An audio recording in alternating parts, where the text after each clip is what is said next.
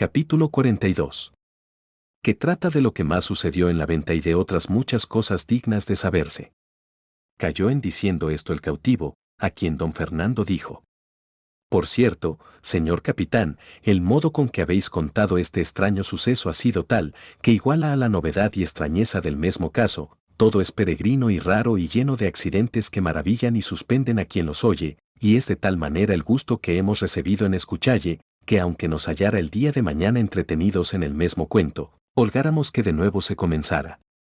Y en diciendo esto don Fernando, Cardenio y todos los demás se le ofrecieron con todo lo a ellos posible para servirle, con palabras y razones tan amorosas y tan verdaderas, que el capitán se tuvo por bien satisfecho de sus voluntades. Especialmente le ofreció don Fernando que si quería volverse con él, que él haría que el marqués su hermano fuese padrino del bautismo de Zoraida, y que él, por su parte, le acomodaría de manera que pudiese entrar en su tierra con el autoridad y cómodo que a su persona se debía. Todo lo agradeció cortesísimamente el cautivo, pero no quiso aceptar ninguno de sus liberales ofrecimientos. En esto llegaba ya la noche, y al cerrar de ella llegó a la venta un coche, con algunos hombres de a caballo. Pidieron posada, a quien la ventera respondió que no había en toda la venta un palmo desocupado. Pues, aunque eso sea, dijo uno de los de a caballo que habían entrado, no ha de faltar para el señor oidor, que aquí viene. A este nombre se turbó la huéspeda y dijo: Señor, lo que en ello hay es que no tengo camas, si es que su merced del señor oidor la trae, que si debe de traer, entre en buen hora, que yo y mi marido nos saldremos de nuestro aposento por acomodar a su merced. Sea en buen hora, dijo el escudero. Pero a este tiempo ya había salido del coche un hombre, que en el traje mostró luego el oficio y cargo que tenía, porque la ropa luenga con las mangas arrocadas que vestía mostraron ser oidor, como su criado había dicho. Traía de la mano a una doncella, al parecer de hasta 16 años, vestida de camino, tan bizarra, tan hermosa y tan gallarda, que a todos puso en admiración su vista, de suerte que a no haber visto a Dorotea y a Lucinda y Zoraida, que en la venta estaban, creyeran que otra tal hermosura como la de esta doncella difícilmente pudiera hallarse. Hallóse don Quijote al entrar del oidor y de la doncella, y así como le vio dijo: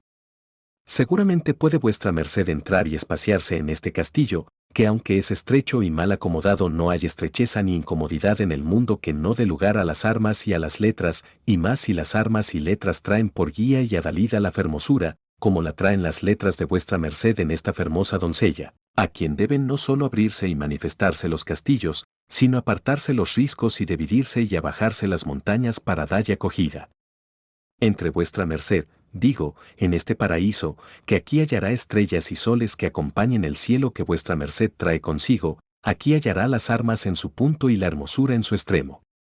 Admirado quedó el oidor del razonamiento de don Quijote, a quien se puso a mirar muy de propósito, y no menos le admiraba su talle que sus palabras, y sin hallar ningunas con que respondelle, se tornó a admirar de nuevo cuando vio delante de sí a Lucinda, Dorotea y a Zoraida, que a las nuevas de los nuevos huéspedes, y a las que la ventera les había dado de la hermosura de la doncella, habían venido a verla y a recebirla.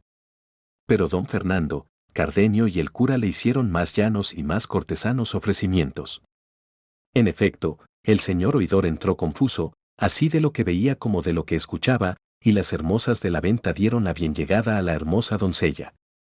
En resolución, bien echó de ver el oidor que era gente principal toda la que allí estaba, pero el talle, visaje y la postura de don Quijote le desatinaba.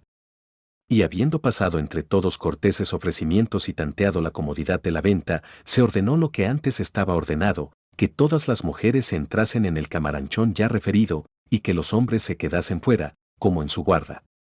Y, así, fue contento el oidor que su hija, que era la doncella, se fuese con aquellas señoras, lo que ella hizo de muy buena gana. Y con parte de la estrecha cama del ventero, y con la mitad de la que el oidor traía, se acomodaron aquella noche mejor de lo que pensaban. El cautivo, que desde el punto que vio al oidor, le dio saltos el corazón y barruntos de que aquel era su hermano, preguntó a uno de los criados que con él venían que cómo se llamaba y si sabía de qué tierra era. El criado le respondió que se llamaba el licenciado Juan Pérez de Viedma y que había oído decir que era de un lugar de las montañas de León. Con esta relación y con lo que él había visto, se acabó de confirmar de que aquel era su hermano, que había seguido las letras, por consejo de su padre, y alborozado y contento, llamando aparte a don Fernando, a Cardenio y al cura, les contó lo que pasaba, certificándoles que aquel oidor era su hermano. Habíale dicho también el criado cómo iba proveído por oidor a las Indias, en la audiencia de México, supo también cómo aquella doncella era su hija, de cuyo parto había muerto su madre, y que él había quedado muy rico con el dote que con la hija se le quedó en casa. Pidióles consejo qué modo tendría para descubrirse o para conocer primero si, después de descubierto, su hermano, por verle pobre, se afrentaba o le recibía con buenas entrañas.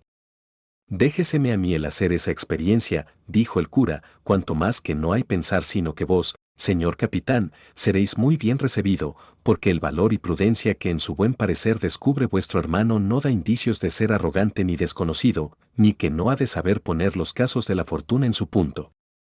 Con todo eso, dijo el capitán, yo querría no de improviso, sino por rodeos, dármele a conocer.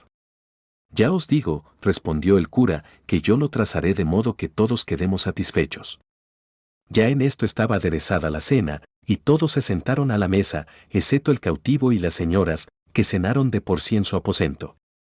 En la mitad de la cena, dijo el cura.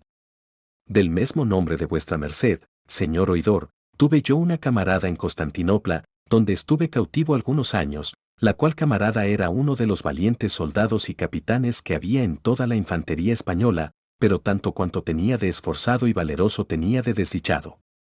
¿Y cómo se llamaba ese capitán, señor mío? Preguntó el oidor. Llamábase, respondió el cura, Ruy Pérez de Viedma y era natural de un lugar de las montañas de León, el cual me contó un caso que a su padre con sus hermanos le había sucedido, que, a no contármelo un hombre tan verdadero como él, lo tuviera por conseja de aquellas que las viejas cuentan el invierno al fuego.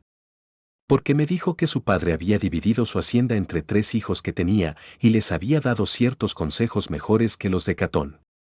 Hice yo decir que el que él escogió de venir a la guerra le había sucedido tan bien, que en pocos años, por su valor y esfuerzo, sin otro brazo que el de su mucha virtud, subió a ser capitán de infantería y a verse en camino y predicamento de ser presto maestre de campo. Pero fuele la fortuna contraria, pues donde la pudiera esperar y tener buena, allí la perdió, con perder la libertad en la felicísima jornada donde tantos la cobraron, que fue en la batalla de Lepanto. Yo la perdí en la goleta, y después, por diferentes sucesos, nos hallamos camaradas en Constantinopla. Desde allí vino a Argel, donde sé que le sucedió uno de los más extraños casos que en el mundo han sucedido. De aquí fue prosiguiendo el cura, y con brevedad sucinta contó lo que con Zoraida su hermano había sucedido, a todo lo cual estaba tan atento el oidor, que ninguna vez había sido tan oidor como entonces. Solo llegó el cura al punto de cuando los franceses despojaron a los cristianos que en la barca venían, y la pobreza y necesidad en que su camarada y la hermosa mora habían quedado, de los cuales no había sabido en qué habían parado, ni si habían llegado a España o llevádolos los franceses a Francia. Todo lo que el cura decía estaba escuchando algo de allí desviado el capitán, y notaba todos los movimientos que su hermano hacía, el cual, viendo que ya el cura había llegado al fin de su cuento, dando un grande suspiro y llenándosele los ojos de agua, dijo: «Oh, señor, si supiésedes las nuevas que me habéis contado y como me tocan tan en parte que me es forzoso dar muestras de ello con estas lágrimas que contra toda mi discreción y recato me salen por los ojos. Ese capitán tan valeroso que decís es mi mayor hermano, el cual, como más fuerte y de más altos pensamientos que yo ni otro hermano menor mío, escogió el honroso y digno ejercicio de la guerra, que fue uno de los 3 caminos que nuestro Padre nos propuso, según os dijo vuestra camarada en la conseja que a vuestro parecer le oístes. Yo seguí el de las letras, en las cuales Dios y mi diligencia me han puesto en el grado que me veis. Mi menor hermano está en el Pirú, tan rico, que con lo que ha enviado a mi padre y a mí ha satisfecho bien la parte que él se llevó, y aún dado a las manos de mi padre con que poder hartar su liberalidad natural, y yo ansimesmo he podido con más decencia y autoridad tratarme en mis estudios y llegar al puesto en que me veo. Vive aún mi padre muriendo con el deseo de saber de su hijo mayor, y pide a Dios con continuas oraciones no cierre la muerte sus ojos hasta que él vea con vida a los de su hijo. Del cual me maravillo, siendo tan discreto, como en tantos trabajos y aflicciones, o prósperos sucesos, se haya descuidado de dar noticia de sí a su padre, que si él lo supiera, o alguno de nosotros, no tuviera necesidad de aguardar al milagro de la caña para alcanzar su rescate. Pero de lo que yo agora me temo es de pensar si aquellos franceses le habrán dado libertad o le habrán muerto por encubrir su hurto. Esto todo será que yo prosiga mi viaje no con aquel contento con que le comencé, sino con toda melancolía y tristeza. Oh buen hermano mío, y quien supiera agora dónde estabas, que yo te fuera a buscar y a librar de tus trabajos, aunque fuera a costa de los míos. Oh, quien llevara nuevas a nuestro viejo padre de que tenías vida, aunque estuvieras en las mazmorras más escondidas de Berbería, que de allí te sacaran sus riquezas, las de mi hermano y las mías. Oh Zoraida hermosa y liberal, quien pudiera pagar el bien que a mi hermano hiciste. ¿Quién pudiera hallarse al renacer de tu alma y a las bodas que tanto gusto a todos nos dieran? Capítulo 43. Donde se cuenta la agradable historia del mozo de mulas, con otros extraños acaecimientos en la venta sucedidos. Marinero soy de amor y en su piélagos profundo navego sin esperanza de llegar a puerto alguno. Siguiendo voy a una estrella que desde lejos descubro, más bella y resplandeciente que cuantas vio Palinuro. Yo no sé a dónde me guía y, así, navego confuso, el alma a mirarla atenta, cuidadosa y con descuido. Recatos impertinentes, honestidad contra el uso, son nubes que me la encubren cuando más verla procuro. Oh clara y luciente estrella en cuya lumbre me apuro. Al punto que te me encubras, será de mi muerte el punto.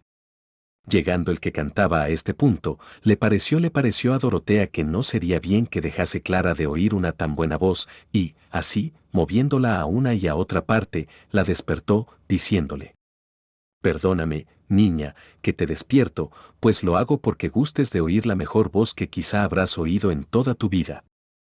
Clara despertó toda soñolienta, y de la primera vez no entendió lo que Dorotea le decía, y, volviéndoselo a preguntar ella, se lo volvió a decir, por lo cual estuvo atenta Clara, pero apenas hubo oído 2 versos que el que cantaba iba prosiguiendo, cuando le tomó un temblor tan extraño como si de algún grave accidente de Cuartana estuviera enferma, y, abrazándose estrechamente con Dorotea, le dijo: «Ay señora de mi alma y de mi vida. ¿Para qué me despertaste? Que el mayor bien que la fortuna me podía hacer por ahora era tenerme cerrados los ojos y los oídos, para no ver ni oír a ese desdichado músico». «¿Qué es lo que dices, niña?» «Mira que dicen que el que canta es un mozo de mulas». «No es sino señor de lugares», respondió Clara, «y el que le tiene en mi alma, con tanta seguridad, que si él no quiere dejalle, no le será quitado eternamente». Admirada quedó Dorotea de las sentidas razones de la muchacha, pareciéndole que se aventajaban en mucho a la discreción que sus pocos años prometían, y, así, le dijo: «Habláis de modo, señora Clara, que no puedo entenderos. Declaraos más y decime qué es lo que decís de alma y de lugares y de este músico cuya voz tan inquieta os tiene. Pero no me digáis nada por ahora, que no quiero perder, por acudir a vuestro sobresalto, el gusto que recibo de oír al que canta, que me parece que con nuevos versos y nuevo tono torna a su canto». «Sea en buen hora», respondió Clara. Y por no oílle se tapó con las manos entrambos oídos, de lo que también se admiró Dorotea, la cual, estando atenta a lo que se cantaba, vio que proseguían en esta manera: «Dulce esperanza mía, que rompiendo imposibles y malezas sigues firme la vía que tú mesma te finges y aderezas. No te desmaye el verte a cada paso junto al de tu muerte. No alcanzan perezosos honrados triunfos ni victoria alguna, ni pueden ser dichosos los que, no contrastando a la fortuna, entregan desvalidos al ocio blando todos los sentidos. Que amor sus glorias venda caras, es gran razón y estrato justo, pues no hay más rica prenda que la que se quilata por su gusto, y es cosa manifiesta que no es de estima lo que poco cuesta. Amorosas porfías tal vez alcanzan imposibles cosas, y, ansí, aunque con las mías sigo de amor las más dificultosas, no por eso recelo de no alcanzar desde la tierra el cielo». Aquí dio fin la voz, y principio a nuevos sollozos Clara, todo lo cual encendía el deseo de Dorotea, que deseaba saber la causa de tan suave canto y de tan triste lloro, y, así, le volvió a preguntar qué era lo que le quería decir denantes. Entonces Clara, temerosa de que Lucinda no la oyese, abrazando estrechamente a Dorotea, puso su boca tan junto del oído de Dorotea, que seguramente podía hablar sin ser de otro sentida, y, así, le dijo: «Este que canta, señora mía, es un hijo de un caballero natural del reino de Aragón, señor de 2 lugares, el cual vivía frontero de la casa de mi padre en la corte, y aunque mi padre tenía las ventanas de su casa con lienzos en el invierno y celosías en el verano, yo no sé lo que fue ni lo que no, que este caballero, que andaba al estudio, me vio, ni sé si en la iglesia o en otra parte. Finalmente, él se enamoró de mí y me lo dio a entender desde las ventanas de su casa con tantas señas y con tantas lágrimas, que yo le hube de creer, y aun querer, sin saber lo que me quería. Entre las señas que me hacía, era una de juntársela una mano con la otra, dándome a entender que se casaría conmigo, y aunque yo me holgaría mucho de que ansí fuera, como sola y sin madre, no sabía con quién comunicarlo, y, así, lo dejé estar sin dalle otro favor, si no era, cuando estaba mi padre fuera de casa y el suyo también, alzar un poco el lienzo o la celosía y dejarme ver toda, de lo que él hacía tanta fiesta, que daba señales de volverse loco. Llegóse en esto el tiempo de la partida de mi padre, la cual él supo, y no de mí, pues nunca pude decírselo. Cayó malo, a lo que yo entiendo, de pesadumbre, y, así, el día que nos partimos nunca pude verle para despedirme del siquiera con los ojos, pero a cabo de 2 días que caminábamos, al entrar de una posada, en un lugar una jornada de aquí, le vi a la puerta del mesón, puesto en hábito de mozo de mulas, tan al natural, que, si yo no le trujera tan retratado en mi alma, fuera imposible conocelle. Conocíle, admiré mi alegrem, él me miró a hurto de mi padre, de quien él siempre se esconde cuando atraviesa por delante de mí en los caminos y en las posadas do llegamos, y como yo sé quién es y considero que por amor de mí viene a pie y con tanto trabajo, muérome de pesadumbre, y a donde él pone los pies pongo yo los ojos. No sé con qué intención viene, ni cómo ha podido escaparse de su padre, que le quiere extraordinariamente, porque no tiene otro heredero y porque él lo merece, como lo verá vuestra merced cuando le vea. Y más le sé decir, que todo aquello que canta lo saca de su cabeza, que he oído decir que es muy gran estudiante y poeta. Y hay más, que cada vez que le veo o le oigo cantar tiemblo toda y me sobresalto, temerosa de que mi padre le conozca y venga en conocimiento de nuestros deseos. En mi vida le he hablado palabra y, con todo eso, le quiero de manera que no he de poder vivir sin él. Esto es, señora mía, todo lo que os puedo decir de este músico cuya voz tanto os ha contentado, que en sola ella echaréis bien de ver que no es mozo de mulas, como decís, sino señor de almas y lugares, como yo os he dicho. No digáis más, señora doña Clara, dijo a esta sazón Dorotea, y esto, besándola 1000 veces, no digáis más, digo, y esperad que venga el nuevo día, que yo espero en Dios de encaminar de manera vuestros negocios que tengan el felice fin que tan honestos principios merecen. ¡Ay, señora! Dijo doña Clara, ¿qué fin se puede esperar, si su padre es tan principal y tan rico, que le parecerá que aún yo no puedo ser criada de su hijo, cuanto más esposa? Pues casarme yo a hurto de mi padre, no lo haré por cuanto hay en el mundo. No querría sino que este mozo se volviese y me dejase, quizá con no velle y con la gran distancia del camino que llevamos se me aliviaría la pena que ahora llevo, aunque sé decir que este remedio que me imagino me ha de aprovechar bien poco. No sé qué diablos ha sido esto, ni por dónde se ha entrado este amor que le tengo, siendo yo tan muchacha y él tan muchacho, que en verdad que creo que somos de una edad mesma, y que yo no tengo cumplidos 16 años, que para el día de San Miguel que vendrá dice mi padre que los cumplo. No pudo dejar de reírse Dorotea oyendo cuán como niña hablaba doña Clara, a quien dijo: reposemos, señora, lo poco que creo queda de la noche, y amanecerá Dios y medraremos, o mal me andarán las manos. Sosegáronse con esto, y en toda la venta se guardaba un grande silencio. Solamente no dormían la hija de la ventera y Maritorne su criada, las cuales, como ya sabían el humor de que pecaba don Quijote y que estaba fuera de la venta armado y a caballo haciendo la guarda, determinaron las dos de hacerle alguna burla, o a lo menos de pasar un poco el tiempo oyéndole sus disparates. Es, pues, el caso, que en toda la venta no había ventana que saliese al campo, sino un agujero de un pajar, por donde echaban la paja por de fuera. A este agujero se pusieron las 2 semidoncellas y vieron que don Quijote estaba a caballo, recostado sobre su lanzón, dando de cuando en cuando tan dolientes y profundos suspiros, que parecía que con cada uno se le arrancaba el alma, y asimismo oyeron que decía con voz blanda, regalada y amorosa: oh mi señora Dulcinea del Toboso, extremo de toda hermosura, fin y remate de la discreción, archivo del mejor donaire, depósito de la honestidad y, últimamente, idea de todo lo provechoso, honesto y deleitable que hay en el mundo. ¿Y qué fará agora la tu merced? Si tendrás por ventura las mientes en tu cautivo caballero, que a tantos peligros, por solo servirte, de su voluntad ha querido ponerse? Dame tú nuevas de ella, oh luminaria de las tres caras. Quizá con envidia de la suya la estás ahora mirando que, o paseándose por alguna galería de sus suntuosos palacios o ya puesta de pecho sobre algún balcón, está considerando cómo, salva su honestidad y grandeza, ha de amansar la tormenta que por ella este mi cuitado corazón padece, que gloria ha de dar a mis penas, que sosiego a mi cuidado y, finalmente, que vida a mi muerte y que premio a mis servicios. Y tú, Sol, que ya debes de estar apriesa ensillando tus caballos, por madrugar y salir a ver a mi señora, así como la vea suplícote que de mi parte la saludes, pero guárdate que al verla y saludarla no le des paz en el rostro, que tendré más celos de ti que tú los tuviste de aquella ligera ingrata que tanto te hizo sudar y correr por los llanos de Tesalia o por las riberas de Peneo, que no me acuerdo bien por donde corriste entonces celoso y enamorado. A este punto llegaba entonces Don Quijote en su tan lastimero razonamiento, cuando la hija de la ventera le comenzó a cesear y a decirle: Señor mío, lléguese acá la vuestra merced, si es servido.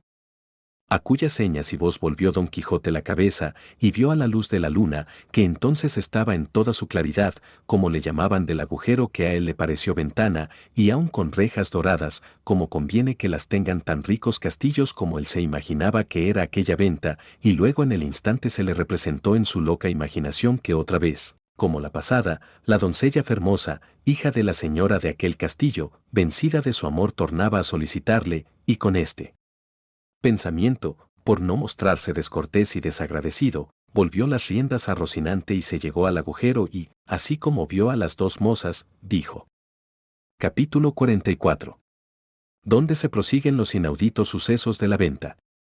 En efecto, fueron tantas las voces que Don Quijote dio, que abriendo de presto las puertas de la venta salió el ventero despavorido, a ver quién tales gritos daba, y los que estaban fuera hicieron lo mesmo.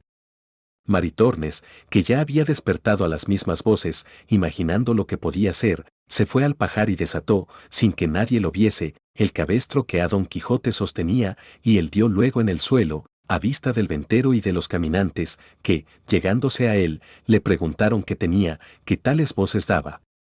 Él, sin responder palabra, se quitó el cordel de la muñeca y, levantándose en pie, subió sobre Rocinante, embrazó su adarga, enristró su lanzón y, tomando buena parte del campo, volvió a medio galope, diciendo: Cualquiera que dijere que yo he sido con justo título encantado, como mi señora la princesa Micomicona me dé licencia para ello yo le desmiento, le rieto y desafío a singular batalla. Admirados se quedaron los nuevos caminantes de las palabras de Don Quijote, pero el ventero les quitó de aquella admiración, diciéndoles que era Don Quijote y que no había que hacer caso de él, porque estaba fuera de juicio. Preguntáronle al ventero si acaso había llegado a aquella venta un muchacho de hasta edad de 15 años, que venía vestido como mozo de mulas, de tales y tales señas, dando las mismas que traía el amante de doña Clara. El ventero respondió que había tanta gente en la venta, que no había echado de ver en el que preguntaban. Pero habiendo visto uno de ellas el coche donde había venido el oidor, dijo: Aquí debe de estar sin duda, porque este es el coche que él dicen que sigue. Quédese uno de nosotros a la puerta y entren los demás a buscarle, y aún sería bien que uno de nosotros rodease toda la venta, porque no se fuese por las bardas de los corrales. Así se hará, respondió uno de ellas. Y entrándose los dos dentro, uno se quedó a la puerta y el otro se fue a rodear la venta, todo lo cual veía el ventero, y no sabía atinar para qué se hacían aquellas diligencias, puesto que bien creyó que buscaban aquel mozo cuyas señas le habían dado. Ya a esta sazón aclaraba el día, y así por esto como por el ruido que Don Quijote había hecho, estaban todos despiertos y se levantaban, especialmente doña Clara y Dorotea, que la una con sobresalto de tener tan cerca a su amante y la otra con el deseo de verle habían podido dormir bien mal aquella noche. Don Quijote, que vio que ninguno de los cuatro caminantes hacía caso de él, ni le respondían a su demanda, moría y rabiaba de despecho y saña, y si él hallara en las ordenanzas de su caballería que lícitamente podía el caballero andante tomar y emprender otra empresa habiendo dado su palabra y fe de no ponerse en ninguna hasta acabar la que había prometido, él embistiera con todos y les hiciera responder mal de su grado. pero por parecerle no convenirle ni estarle bien comenzar nueva empresa hasta poner a Micomicona en su reino, hubo de callar y estarse quedo, esperando a ver en qué paraban las diligencias de aquellos caminantes, uno de los cuales halló al mancebo que buscaba durmiendo al lado de un mozo de mulas, bien descuidado de que nadie ni le buscase, ni menos de que le hallase. El hombre le trabó del brazo y le dijo: por cierto, señor don Luis, que responde bien a quien vos sois el hábito que tenéis y que dice bien la cama en que os hallo al regalo con que vuestra madre os crió. Limpióse el mozo los soñolientos ojos y miró despacio al que le tenía asido, y luego conoció que era criado de su padre, de que recibió tal sobresalto, que no acertó o no pudo hablarle palabra por un buen espacio, y el criado prosiguió diciendo: aquí no hay que hacer otra cosa, señor don Luis, sino prestar paciencia y dar la vuelta a casa, si ya vuestra merced no gusta que su padre y mi señor la dé al otro mundo, porque no se puede esperar otra cosa de la pena con que queda por vuestra ausencia. Pues como supo mi padre, dijo don Luis, que yo venía este camino y en este traje. Un estudiante, respondió el criado, a quien distes cuenta de vuestros pensamientos fue el que lo descubrió, movido a lástima de las que vio que hacía vuestro padre al punto que os echó menos, y, así, despachó a 4 de sus criados en vuestra busca, y todos estamos aquí a vuestro servicio, más contentos de lo que imaginar se puede, por el buen despacho con que tornaremos, llevándoos a los ojos que tanto os quieren. Eso será como yo quisiere o como el cielo lo ordenare, respondió don Luis. ¿Qué habéis de querer o qué ha de ordenar el cielo, fuera de consentir en volveros? Porque no ha de ser posible otra cosa. Todas estas razones que entre los dos pasaban oyó el mozo de mulas junto a quien don Luis estaba y, levantándose de allí, fue a decir lo que pasaba a don Fernando y a Cardenio y a los demás, que ya vestidos se habían, a los cuales dijo como aquel hombre llamaba de don a aquel muchacho y las razones que pasaban, y como le quería volver a casa de su padre y el mozo no quería. Y con esto, y con lo que del sabían de la buena voz que el cielo le había dado, vinieron todos en gran deseo de saber más particularmente quién era, y aun de ayudarle si alguna fuerza le quisiesen hacer, y, así, se fueron hacia la parte donde aún estaba hablando y porfiando con su criado. Salía en esto Dorotea de su aposento, y tras ella doña Clara toda turbada. Y llamando Dorotea a Cardenio aparte, le contó en breves razones la historia del músico y de doña Clara, a quien él también dijo lo que pasaba de la avenida a buscarle los criados de su padre, y no se lo dijo tan callando, que lo dejase de oír Clara, de lo que quedó tan fuera de sí, que si Dorotea no llegara a tenerla, diera consigo en el suelo. Cardenio dijo a Dorotea que se volviesen al aposento, que él procuraría poner remedio en todo, y ellas lo hicieron. Ya estaban todos los 4 que venían a buscar a don Luis dentro de la venta y rodeados de él, persuadiéndole que luego sin detenerse un punto volviese a consolar a su padre. Él respondió que en ninguna manera lo podía hacer hasta dar fin a un negocio en que le iba la vida, la honra y el alma. Apretáronle entonces los criados, diciéndole que en ningún modo volverían sin él y que le llevarían quisiese o no quisiese. Eso no haréis vosotros, replicó don Luis, si no es llevándome muerto, aunque de cualquiera manera que me llevéis, será llevarme sin vida. Ya a esta sazón habían acudido a la porfía todos los más que en la venta estaban, especialmente Cardenio, don Fernando, sus camaradas, el oidor, el cura, el barbero y don Quijote, que ya le pareció que no había necesidad de guardar más el castillo. Cardenio, como ya sabía la historia del mozo, preguntó a los que llevarle querían que les movía a querer llevar contra su voluntad aquel muchacho. Muévenos, respondió uno de los 4, dar la vida a su padre, que por la ausencia de este caballero queda a peligro de perderla. A esto dijo don Luis: no hay para que se dé cuenta aquí de mis cosas, yo soy libre y volveré si me diere gusto, y si no, ninguno de vosotros me ha de hacer fuerza. Harásela vuestra merced la razón, respondió el hombre, y cuando ella no bastare con vuestra merced, bastará con nosotros para hacer a lo que venimos y lo que somos obligados. Sepamos qué es esto de raíz, dijo a este tiempo el oidor. Pero el hombre, que lo conoció, como vecino de su casa, respondió: ¿no conoce vuestra merced, señor oidor, a este caballero que es el hijo de su vecino, el cual se ha ausentado de casa de su padre en el hábito tan indecente a su calidad como vuestra merced puede ver?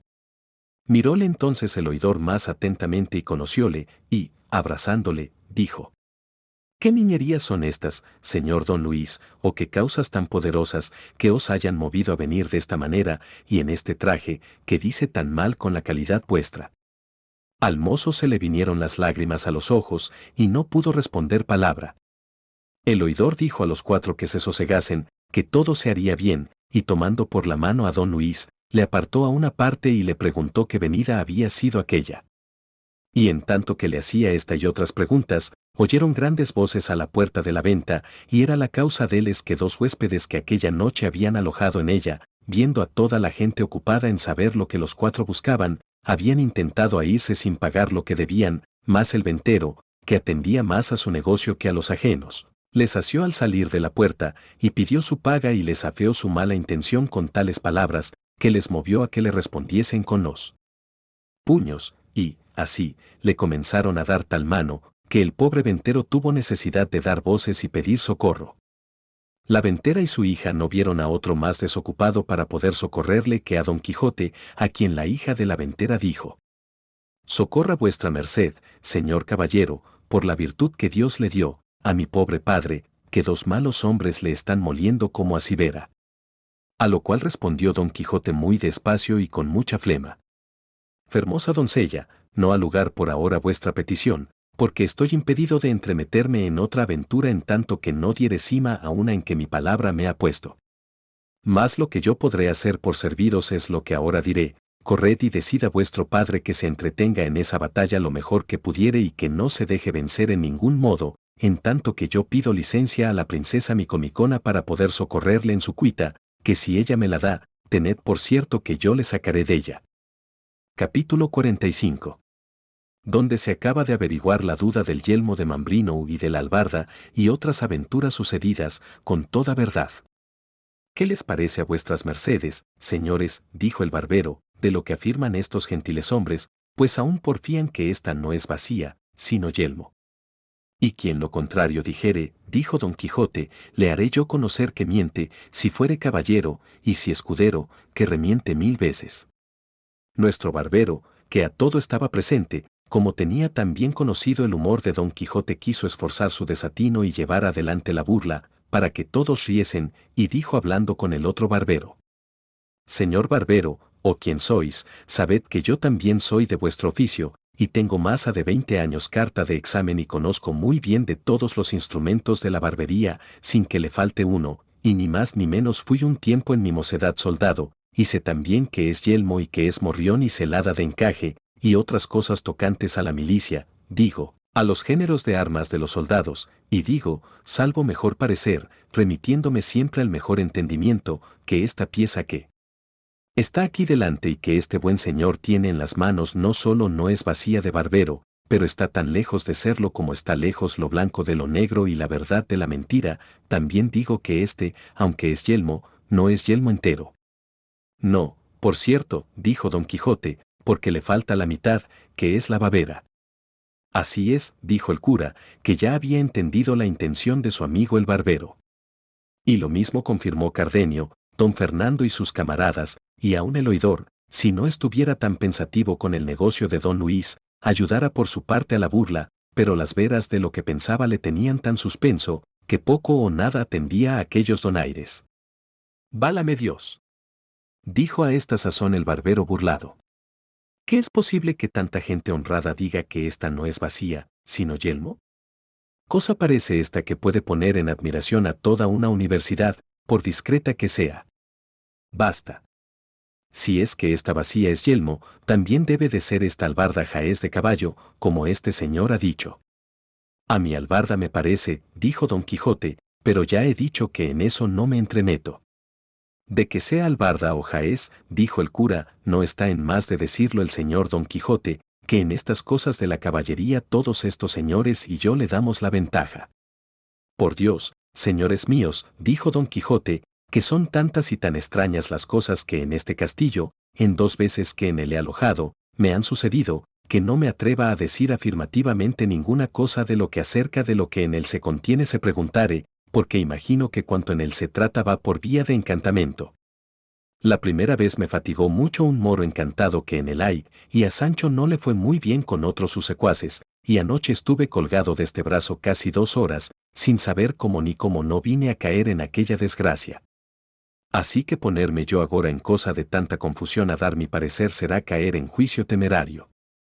En lo que toca a lo que dicen que esta es vacía y no yelmo, ya yo tengo respondido, pero en lo de declarar si esa es albarda o jaez, no me atrevo a dar sentencia definitiva, solo lo dejo al buen parecer de vuestras mercedes, quizá por no ser armados caballeros como yo lo soy no tendrán que ver con vuestras mercedes los encantamentos de este lugar, y tendrán los entendimientos libres y podrán juzgar de las cosas de este castillo como ellas son real y verdaderamente, y no como a mí me parecían. No hay duda, respondió a esto don Fernando, sino que el señor Don Quijote ha dicho muy bien hoy, que a nosotros toca la definición de este caso, y porque vaya con más fundamento, yo tomaré en secreto los votos de estos señores, y de lo que resultare daré entera y clara noticia. Para aquellos que la tenían del humor de Don Quijote era todo esto materia de grandísima risa, pero para los que le ignoraban les parecía el mayor disparate del mundo, especialmente a los 4 criados de Don Luis, y a Don Luis ni más ni menos, y a otros 3 pasajeros que acaso habían llegado a la venta, que tenían parecer de ser cuadrilleros, como en efecto lo eran. Pero el que más se desesperaba era el barbero, cuya bacía allí delante de sus ojos se le había vuelto en yelmo de mambrino, y cuya albarda pensaba sin duda alguna que se le había de volver en jaez rico de caballo, y los unos y los otros se reían de ver cómo andaba don Fernando tomando los votos de unos en otros, hablándolos al oído para que en secreto declarasen si era albarda o jaez aquella joya sobre quien tanto se había peleado, y después que hubo tomado los votos de aquellos que a don Quijote conocían, dijo en alta voz: el caso es, buen hombre, que ya yo estoy cansado de tomar tantos pareceres, porque veo que a ninguno pregunto lo que deseo saber, que no me diga que es disparate el decir que ésta sea albarda de jumento, sino jaez de caballo, y aun de caballo castizo, y, así, habréis de tener paciencia, porque, a vuestro pesar y al de vuestro asno, este es jaez, y no albarda, y vos habéis alegado y probado muy mal de vuestra parte. No la tenga yo en el cielo, dijo el sobrebarbero, si todos vuestras mercedes no se engañan, y que así parezca mi ánima ante Dios como ella me parece a mi albarda, y no jaez, pero allá van leyes, etcétera, y no digo más, y en verdad que no estoy borracho, que no me he desayunado, si de pecar no. No menos causaban risa las necedades que decía el barbero que los disparates de Don Quijote, el cual a esta sazón dijo: aquí no hay más que hacer sino que cada uno tome lo que es suyo, y a quien Dios se la dio, San Pedro se la bendiga. Uno de los 4 dijo: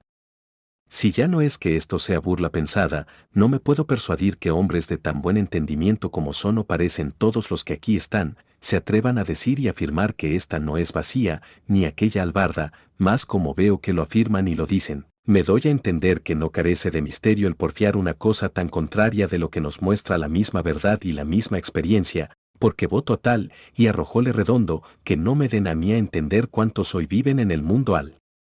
revés de que esta no sea vacía de barbero y esta albarda de asno. Bien podría ser de borrica, dijo el cura. Tanto monta, dijo el criado, que el caso no consiste en eso, sino en si eso no es albarda, como vuestras mercedes dicen. Oyendo esto uno de los cuadrilleros que habían entrado, que había oído la pendencia y quistión, lleno de cólera y de enfado, dijo: tan albarda es como mi padre, y el que otra cosa ha dicho o dijere debe de estar hecho uva. Mentís como bellaco villano, respondió Don Quijote. Y alzando el lanzón, que nunca le dejaba de las manos, le iba a descargar tal golpe sobre la cabeza, que, a no desviarse el cuadrillero, se le dejara allí tendido. El lanzón se hizo pedazos en el suelo, y los demás cuadrilleros, que vieron tratar mal a su compañero, alzaron la voz pidiendo favor a la Santa Hermandad. El ventero, que era de la cuadrilla, entró al punto por su varilla y por su espada, y se puso al lado de sus compañeros. Los criados de Don Luis rodearon a Don Luis, porque con el alboroto no se les fuese. El barbero, viendo la casa revuelta, tornó a asir de su albarda, y lo mismo hizo Sancho. Don Quijote puso mano a su espada y arremetió a los cuadrilleros. Don Luis daba voces a sus criados, que le dejasen a él y acorriesen a Don Quijote, y a Cardenio y a Don Fernando, que todos favorecían a Don Quijote. El cura daba voces, la ventera gritaba, su hija se afligía, Maritornes lloraba, Dorotea estaba confusa, Lucinda, suspensa, y doña Clara, desmayada. El barbero aporreaba a Sancho, Sancho molía al barbero, don Luis, a quien un criado suyo se atrevió a asirle del brazo porque no se fuese, le dio una puñada que le bañó los dientes en sangre, el oidor le defendía, don Fernando tenía debajo de sus pies a un cuadrillero, midiéndole el cuerpo con ellos muy a su sabor, el ventero tornó a reforzar la voz, pidiendo favor a la Santa Hermandad. De modo que toda la venta era llantos, voces, gritos, confusiones, temores, sobresaltos, desgracias, cuchilladas, mojicones, palos, coces y efusión de sangre. Y en la mitad de este caos, máquina y laberinto de cosas, se le representó en la memoria de Don Quijote que se veía metido de hoz y de cos en la discordia del campo de Agramante, y, así, dijo con voz que atronaba la venta. Ténganse todos, todos envainen, todos se sosieguen, óiganme todos, si todos quieren quedar con vida.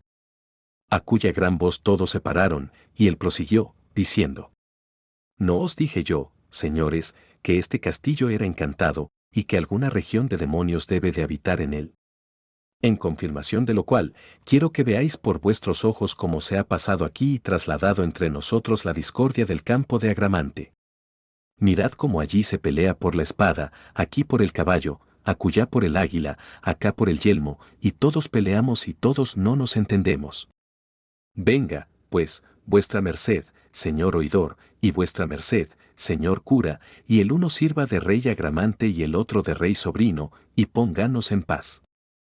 Porque por Dios Todopoderoso que es gran bellaquería que tanta gente principal como aquí estamos se mate por causas tan livianas. Los cuadrilleros, que no entendían el frasis de Don Quijote y se veían malparados de Don Fernando, Cardenio y sus camaradas, no querían sosegarse, el barbero sí, porque en la pendencia tenía deshechas las barbas y el albarda, Sancho, a la más mínima voz de su amo, obedeció, como buen criado, los 4 criados de Don Luis también se estuvieron quedos, viendo cuán poco les iba en no estarlo, solo el ventero porfiaba que se habían de castigar las insolencias de aquel loco, que a cada paso le alborotaba la venta. Finalmente, el rumor se apaciguó por entonces, la albarda se quedó por jaez hasta el día del juicio, y la bacía por yelmo y la venta por castillo en la imaginación de Don Quijote. Capítulo 46. De la notable aventura de los cuadrilleros y la gran ferocidad de nuestro buen caballero Don Quijote. En tanto que Don Quijote esto decía, estaba persuadiendo el cura a los cuadrilleros como Don Quijote era falto de juicio, como lo veían por sus obras y por sus palabras, y que no tenían para qué llevar aquel negocio adelante, pues aunque le prendiesen y llevasen, luego le habían de dejar por loco. A lo que respondió el del mandamiento que a él no tocaba juzgar de la locura de Don Quijote, sino hacer lo que por su mayor le era mandado, y que una vez preso, siquiera le soltasen 300. Con todo eso, dijo el cura, por esta vez no le habéis de llevar, ni aun él dejará llevarse, a lo que yo entiendo. En efecto, tanto le supo el cura decir y tantas locuras supo Don Quijote hacer, que más locos fueran que no él los cuadrilleros si no conocieran la falta de Don Quijote, y, así, tuvieron por bien de apaciguarse y aun de ser medianeros de hacer las paces entre el barbero y Sancho Panza, que todavía asistían con gran rancor a su pendencia. Finalmente, ellos, como miembros de justicia, mediaron la causa y fueron árbitros de ella, de tal modo, que ambas partes quedaron, si no del todo contentas, a lo menos en algo satisfechas, porque se trocaron las albardas, y no las hinchas y jáquimas. Y en lo que tocaba a lo del yelmo de Mambrino, el cura, a socapa y sin que Don Quijote lo entendiese, le dio por la bacía 8 reales, y el barbero le hizo una cédula del recibo y de no llamarse a engaño por entonces, ni por siempre jamás, amén. Sosegadas, pues, estas 2 pendencias, que eran las más principales y de más tomo, restaba que los criados de Don Luis se contentasen de volver los 3, y que el uno quedase para acompañarle donde Don Fernando le quería llevar. Y como ya la buena suerte y mejor fortuna había comenzado a romper lanzas y a facilitar dificultades en favor de los amantes de la venta y de los valientes de ella, quiso llevarlo al cabo y dar a todo felice suceso, porque los criados se contentaron de cuanto Don Luis quería, de que recibió tanto contento doña Clara, que ninguno en aquella sazón la mirara al rostro que no conociera el regocijo de su alma. Zoraida, aunque no entendía bien todos los sucesos que había visto, se entristecía y alegraba a bulto, conforme veía y notaba los semblantes a cada uno, especialmente de su español, en quien tenía siempre puestos los ojos y traía colgada el alma. El ventero, a quien no se le pasó por alto la dádiva y recompensa que el cura había hecho al barbero, pidió el escote de Don Quijote con el menoscabo de sus cueros y falta de vino, jurando que no saldría de la venta Rocinante, ni el jumento de Sancho, sin que se le pagase primero hasta el último ardite. Todo lo apaciguó el cura y lo pagó don Fernando, puesto que el oidor, de muy buena voluntad, había también ofrecido la paga, y de tal manera quedaron todos en paz y sosiego, que ya no parecía la venta la discordia del campo de Agramante, como don Quijote había dicho, sino la misma paz y quietud del tiempo de Otaviano. De todo lo cual fue común opinión que se debían dar las gracias a la buena intención y mucha elocuencia del señor cura y a la incomparable liberalidad de don Fernando. Viéndose, pues, don Quijote libre y desembarazado de tantas pendencias, así de su escudero como suyas, le pareció que sería bien seguir su comenzado viaje y dar fin a aquella grande aventura para que había sido llamado y escogido, y, así, con resoluta determinación se fue a poner de hinojos ante Dorotea, la cual no le consintió que hablase palabra hasta que se levantase, y él, por obedecella, se puso en pie y le dijo: es como un proverbio, fermosa señora, que la diligencia es madre de la buena ventura, y en muchas y graves cosas ha mostrado la experiencia que la solicitud del negociante trae a buen fin el pleito dudoso, pero en ningunas cosas se muestra más esta verdad que en las de la guerra, a donde la celeridad y presteza previene los discursos del enemigo y alcanza la victoria antes que el contrario se ponga en defensa.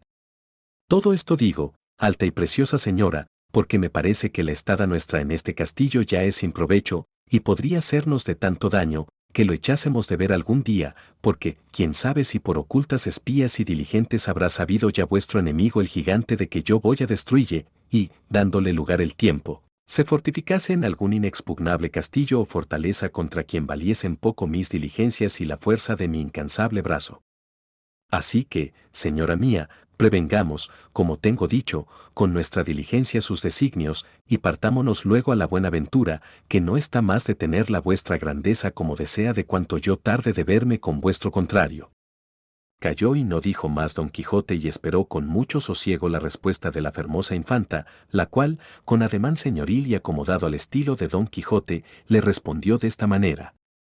yo os agradezco, señor caballero, el deseo que mostráis tener de favorecerme en mi gran cuita, bien así como caballero a quienes anejo y concerniente favorecer los huérfanos y menesterosos, y quiera el cielo que el vuestro y mi deseo se cumplan, para que veáis que haya agradecidas mujeres en el mundo, y en lo de mi partida, sea luego, que yo no tengo más voluntad que la vuestra, disponed vos de mí a toda vuestra guisa y talante, que la que una vez os entregó la defensa de su persona y puso en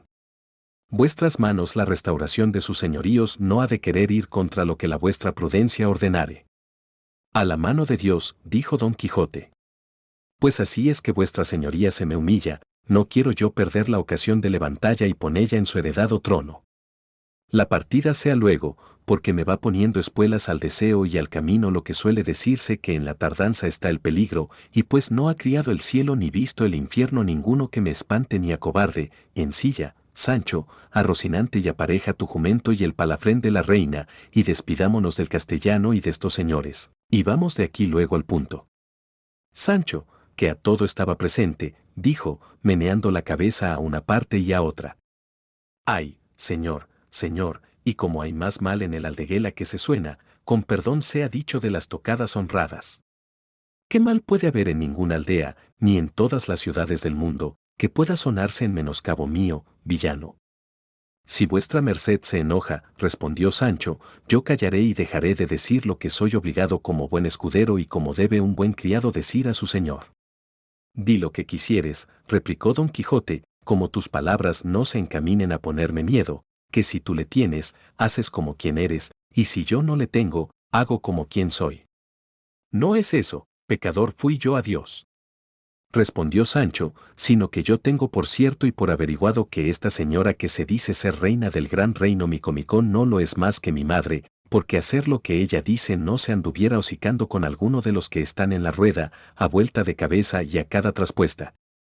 Paróse colorada con las razones de Sancho Dorotea, porque era verdad que su esposo don Fernando, alguna vez, a hurto de otros ojos había cogido con los labios parte del premio que merecían sus deseos, lo cual había visto Sancho, y parecídole que aquella desenvoltura más era de dama cortesana que de reina de tan gran reino, y no pudo ni quiso responder palabra a Sancho, sino dejóle proseguir en su plática, y él fue diciendo: esto digo, Señor, porque si al cabo de haber andado caminos y carreras, y pasado malas noches y peores días, ha de venir a coger el fruto de nuestros trabajos el que se está holgando en esta venta, no hay para que darme priesa a que ensille a Rocinante, al bar del jumento y aderece al palafrén, pues será mejor que nos estemos quedos, y cada puta hile, y comamos.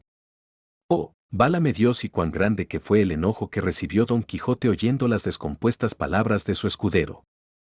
Digo que fue tanto, que con voz atropellada y tartamuda lengua, lanzando vivo fuego por los ojos, dijo: oh bellaco villano, mal mirado, descompuesto, ignorante, infacundo, deslenguado, atrevido, murmurador y maldiciente. Tales palabras has osado decir en mi presencia y en la destes inquitas señoras, y tales deshonestidades y atrevimientos osaste poner en tu confusa imaginación. Vete de mi presencia, monstruo de naturaleza, depositario de mentiras, almario de embustes, silo de bellaquerías, inventor de maldades, publicador de sandeces, enemigo del decoro que se debe a las reales personas. Vete, no parezcas delante de mí, so pena de mi ira. Y, diciendo esto, enarcó las cejas, hinchó los carrillos, miró a todas partes y dio con el pie derecho una gran patada en el suelo, señales todas de la ira que encerraba en sus entrañas. A cuyas palabras y furibundos ademanes quedó Sancho tan encogido y medroso, que se holgara que en aquel instante se abriera debajo de sus pies la tierra y le tragara, y no supo qué hacerse, sino volver las espaldas y quitarse de la enojada presencia de su señor. Pero la discreta Dorotea, que tan entendido tenía ya el humor de Don Quijote, dijo, para templarle la ira: no os despechéis, señor caballero de la triste figura, de las sandeces que vuestro buen escudero ha dicho, porque quizá no las debe de decir sin ocasión, ni de su buen entendimiento y cristiana conciencia se puede sospechar que levante testimonio a nadie, y, así, se ha de creer, sin poner duda en ello, que como en este castillo, según vos, señor caballero, decís, todas las cosas van y suceden por modo de encantamiento, podría ser, digo, que Sancho hubiese visto por esta diabólica vía lo que él dice que vio tan en ofensa de mi honestidad. Por el omnipotente Dios juro, dijo a esta sazón Don Quijote, que la vuestra grandeza ha dado en el punto, y que alguna mala visión se le puso delante a este pecador de Sancho, que le hizo ver lo que fuera imposible verse de otro modo que por el de encantos no fuera, que sé yo bien de la bondad e inocencia de este desdichado que no sabe levantar testimonios a nadie. Capítulo 47. Del extraño modo con que fue encantado Don Quijote de la Mancha, con otros famosos sucesos. Cuando Don Quijote se vio de aquella manera enjaulado y encima del carro, dijo: muchas y muy graves historias he yo leído de caballeros andantes, pero jamás he leído, ni visto, ni oído que a los caballeros encantados los lleven de esta manera y con el espacio que prometen estos perezosos y tardíos animales, porque siempre los suelen llevar por los aires con extraña ligereza, encerrados en alguna parda y escura nube o en algún carro de fuego, o ya sobre algún hipogrifo o otra bestia semejante, pero que me lleven a mí agora sobre un carro de bueyes, vive Dios que me pone en confusión. Pero quizá la caballería y los encantos de estos nuestros tiempos deben de seguir otro camino que siguieron los antiguos.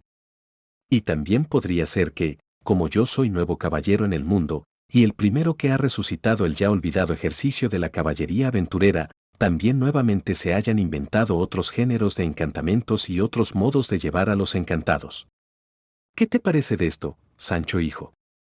No sé yo lo que me parece, respondió Sancho, por no ser tan leído como vuestra merced en las escrituras andantes, pero, con todo eso, osaría afirmar y jurar que estas visiones que por aquí andan, que no son del todo católicas. ¿Católicas? Mi padre, respondió Don Quijote.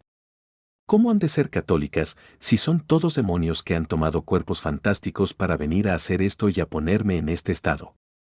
Y si quieres ver esta verdad, tócalos y pálpalos, y verás cómo no tienen cuerpo sino de aire y cómo no consiste más de en la apariencia. Par Dios, señor, replicó Sancho, ya yo los he tocado, y este diablo que aquí anda tan solícito es rollizo de carnes y tiene otra propiedad muy diferente de la que yo he oído decir que tienen los demonios, porque, según se dice, todos huelen a piedra azufre y a otros malos olores, pero este huele a ámbar de media legua. Decía esto Sancho por don Fernando, que, como tan señor, debía de oler a lo que Sancho decía. No te maravilles de eso, Sancho amigo, respondió Don Quijote, porque te hago saber que los diablos saben mucho, y, puesto que traigan olores consigo, ellos no huelen nada, porque son espíritus, y si huelen, no pueden oler cosas buenas, sino malas y hediondas. Y la razón es que como ellos donde quiera que están traen el infierno consigo y no pueden recibir género de alivio alguno en sus tormentos, y el buen olor sea cosa que deleita y contenta, no es posible que ellos huelan cosa buena. Y si a ti te parece que ese demonio que dices huele a ámbar, o tú te engañas o él quiere engañarte con hacer que no le tengas por demonio. Todos estos coloquios pasaron entre amo y criado, y temiendo don Fernando y Cardenio que Sancho no viniese a caer del todo en la cuenta de su invención, a quien andaba ya muy en los alcances, determinaron de abreviar con la partida, y llamando aparte al ventero, le ordenaron que ensillase a Rocinante y enalbardase el jumento de Sancho, el cual lo hizo con mucha presteza. Ya en esto el cura se había concertado con los cuadrilleros que le acompañasen hasta su lugar, dándoles un tanto cada día. Colgó Cardenio del arzón de la silla de Rocinante, del un cabo, la adarga y, del otro, la bacía, y por señas mandó a Sancho que subiese en su asno y tomase de las riendas a Rocinante, y puso a los dos lados del carro a los dos cuadrilleros con sus escopetas. Pero antes que se moviese el carro salió la ventera, su hija y Maritornes a despedirse de Don Quijote, fingiendo que lloraban de dolor de su desgracia, a quien Don Quijote dijo: No lloréis, mis buenas señoras, que todas estas desdichas son anexas a los que profesan lo que yo profeso, y si estas calamidades no me acontecieran, no me tuviera yo por famoso caballero andante, porque a los caballeros de poco nombre y fama nunca les suceden semejantes casos, porque no hay en el mundo quien se acuerde delas, a los valerosos sí, que tienen envidiosos de su virtud y valentía a muchos príncipes y a muchos otros caballeros, que procuran por malas vías destruir a los buenos.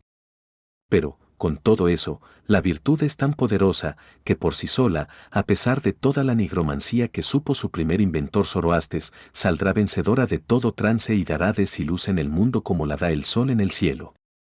Perdonadme, fermosas damas, si algún desaguisado por descuido mío os he fecho, que de voluntad y a sabiendas jamás le di a nadie, y rogad a Dios me saque de estas prisiones donde algún malintencionado encantador me ha puesto, que si de ellas me veo libre, no se me caerá de la memoria las mercedes que en este castillo me habedes fecho, para gratificallas, servillas y recompensallas como ellas merecen.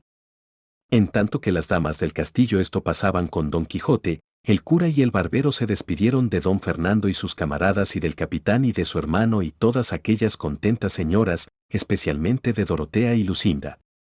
Todos se abrazaron y quedaron de darse noticia de sus sucesos, diciendo don Fernando al cura donde había de escribirle para avisarle en lo que paraba don Quijote, asegurándole que no habría cosa que más gusto le diese que saberlo, y que él asimesmo le avisaría de todo aquello que él viese que podría darle gusto, así de su casamiento como del bautismo de Zoraida y suceso de don Luis y vuelta de Lucinda a su casa. El cura ofreció de hacer cuanto se le mandaba, con toda puntualidad. Tornaron a abrazarse otra vez, y otra vez tornaron a nuevos ofrecimientos.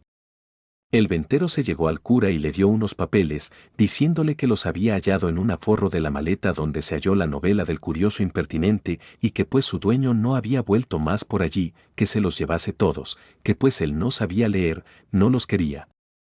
El cura se lo agradeció y, abriéndolos luego, vio que al principio de lo escrito decía, novela de Rinconete y Cortadillo, por donde entendió ser alguna novela y coligió que, pues la del curioso impertinente había sido buena, que también lo sería aquella, pues podría ser fuesen todas de un mismo autor, y, así, la guardó, con prosupuesto de leerla cuando tuviese comodidad. Subió a caballo, y también su amigo el barbero, con sus antifaces, porque no fuesen luego conocidos de Don Quijote, y pusiéronse a caminar tras el carro. Y la orden que llevaban era esta: iba primero el carro, guiándole su dueño, a los dos lados iban los cuadrilleros, como se ha dicho, con sus escopetas, seguía luego Sancho Panza sobre su asno, llevando de rienda a Rocinante. Detrás de todo esto iban el cura y el barbero sobre sus poderosas mulas, cubiertos los rostros como se ha dicho, con grave y reposado continente, no caminando más de lo que permitía el paso tardo de los bueyes.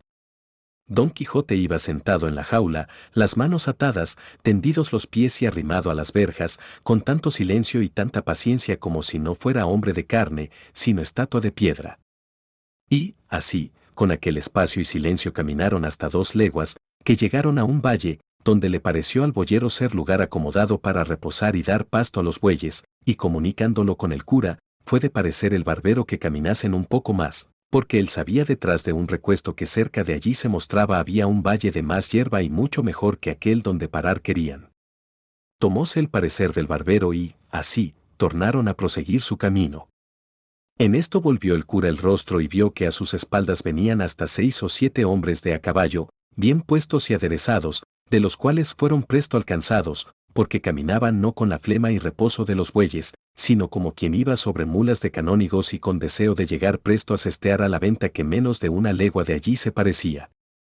Llegaron los diligentes a los perezosos y saludáronse cortésmente, y uno de los que venían, que, en resolución, era canónigo de Toledo y señor de los demás que le acompañaban, viendo la concertada procesión del carro, cuadrilleros, Sancho, Rocinante, cura y barbero, y más a Don Quijote enjaulado y aprisionado, no pudo dejar de preguntar qué significaba llevar aquel hombre de aquella manera, aunque ya se había dado a entender, viendo las insignias de los cuadrilleros, que debía de ser algún facinoroso salteador o otro delincuente cuyo castigo tocase a la Santa Hermandad. Uno de los cuadrilleros, a quien fue hecha la pregunta, respondió ansí: Señor, lo que significa ir este caballero de esta manera dígalo él, porque nosotros no lo sabemos. Oyó Don Quijote la plática y dijo: Por dicha vuestras mercedes, señores caballeros, ¿son versados y peritos en esto de la caballería andante? Porque si lo son, comunicaré con ellos mis desgracias, y si no, no hay para que me canse en decillas.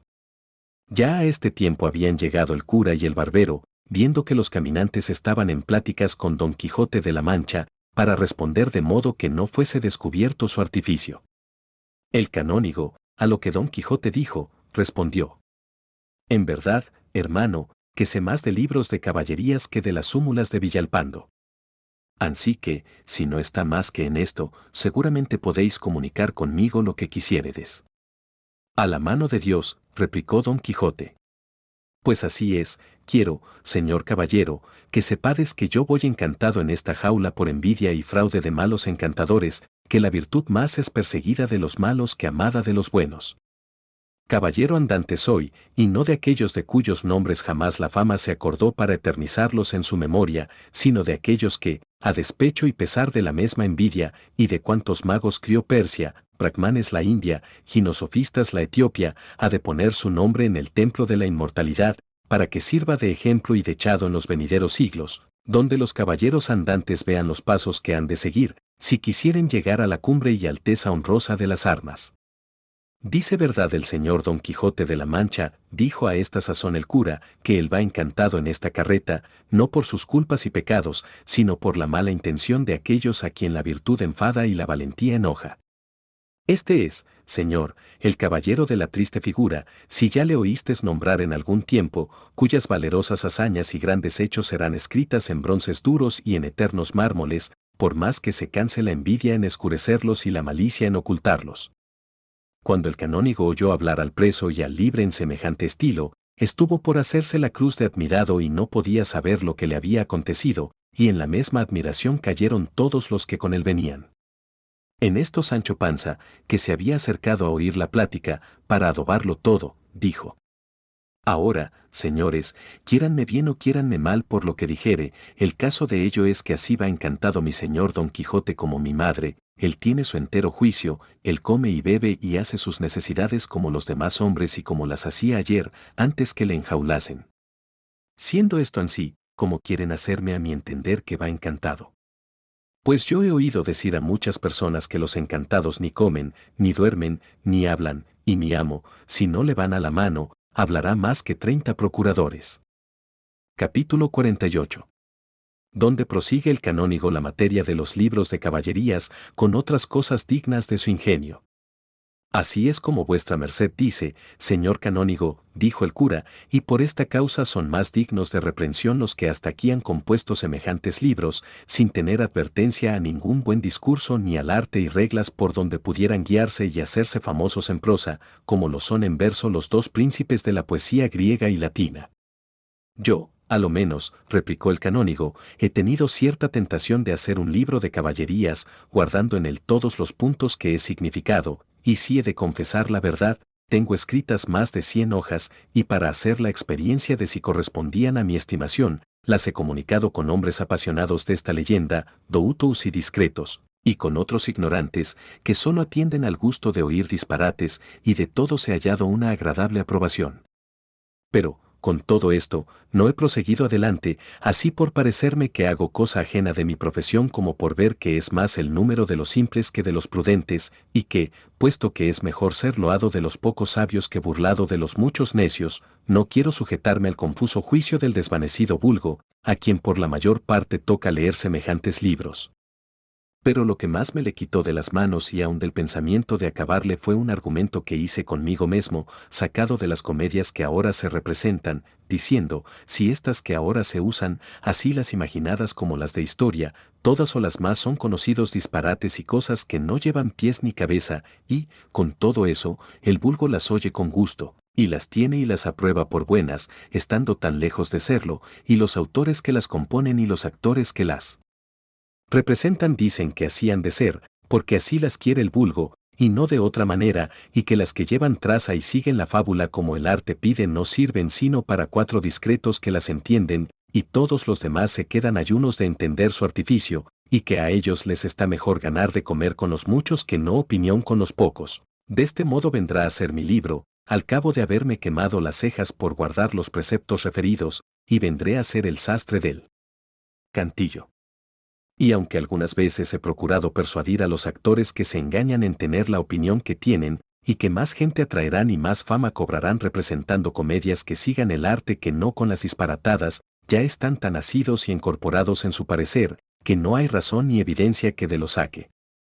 Acuerdóme que un día dije a uno de estos pertinaces, decime, ¿no os acordáis que a pocos años que se representaron en España 3 tragedias que compuso un famoso poeta de estos reinos, las cuales fueron tales que admiraron, alegraron y suspendieron a todos cuantos las oyeron, así simples como prudentes, así del vulgo como de los escogidos, y dieron más dineros a los representantes ellas 3 solas que 30 de las mejores que después acá se han hecho? Sin duda, respondió el autor que digo, que debe de decir vuestra merced por la Isabela, la Filis y la Alejandra. Por esas digo, le repliqué yo, y mirad si guardaban bien los preceptos del arte, y si por guardarlos dejaron de parecer lo que eran y de agradar a todo el mundo. Así que no está la falta en el vulgo, que pide disparates, sino en aquellos que no saben representar otra cosa. Sí, que no fue disparate la ingratitud vengada, ni le tuvo la numancia, ni se le halló en la del mercader amante, ni menos en la enemiga favorable, ni en otras algunas que de algunos entendidos poetas han sido compuestas, para fama y renombre suyo y para ganancia de los que las han representado. Y otras cosas añadí a estas, con que a mi parecer le dejé algo confuso, pero no satisfecho ni convencido para sacarle de su errado pensamiento. En materia ha tocado vuestra merced, señor canónigo, dijo a esta sazón el cura, que ha despertado en mí un antiguo rancor que tengo con las comedias que ahora se usan, tal, que iguala al que tengo con los libros de caballerías, porque habiendo de ser la comedia, según le parece a Tulio, espejo de la vida humana, ejemplo de las costumbres e imagen de la verdad. Las que ahora se representan son espejos de disparates, ejemplos de necedades e imágenes de lascivia. ¿Por qué? ¿Qué mayor disparate puede ser en el sujeto que tratamos que salir un niño en mantillas en la primera escene del primer acto, y en la segunda salir ya hecho hombre barbado?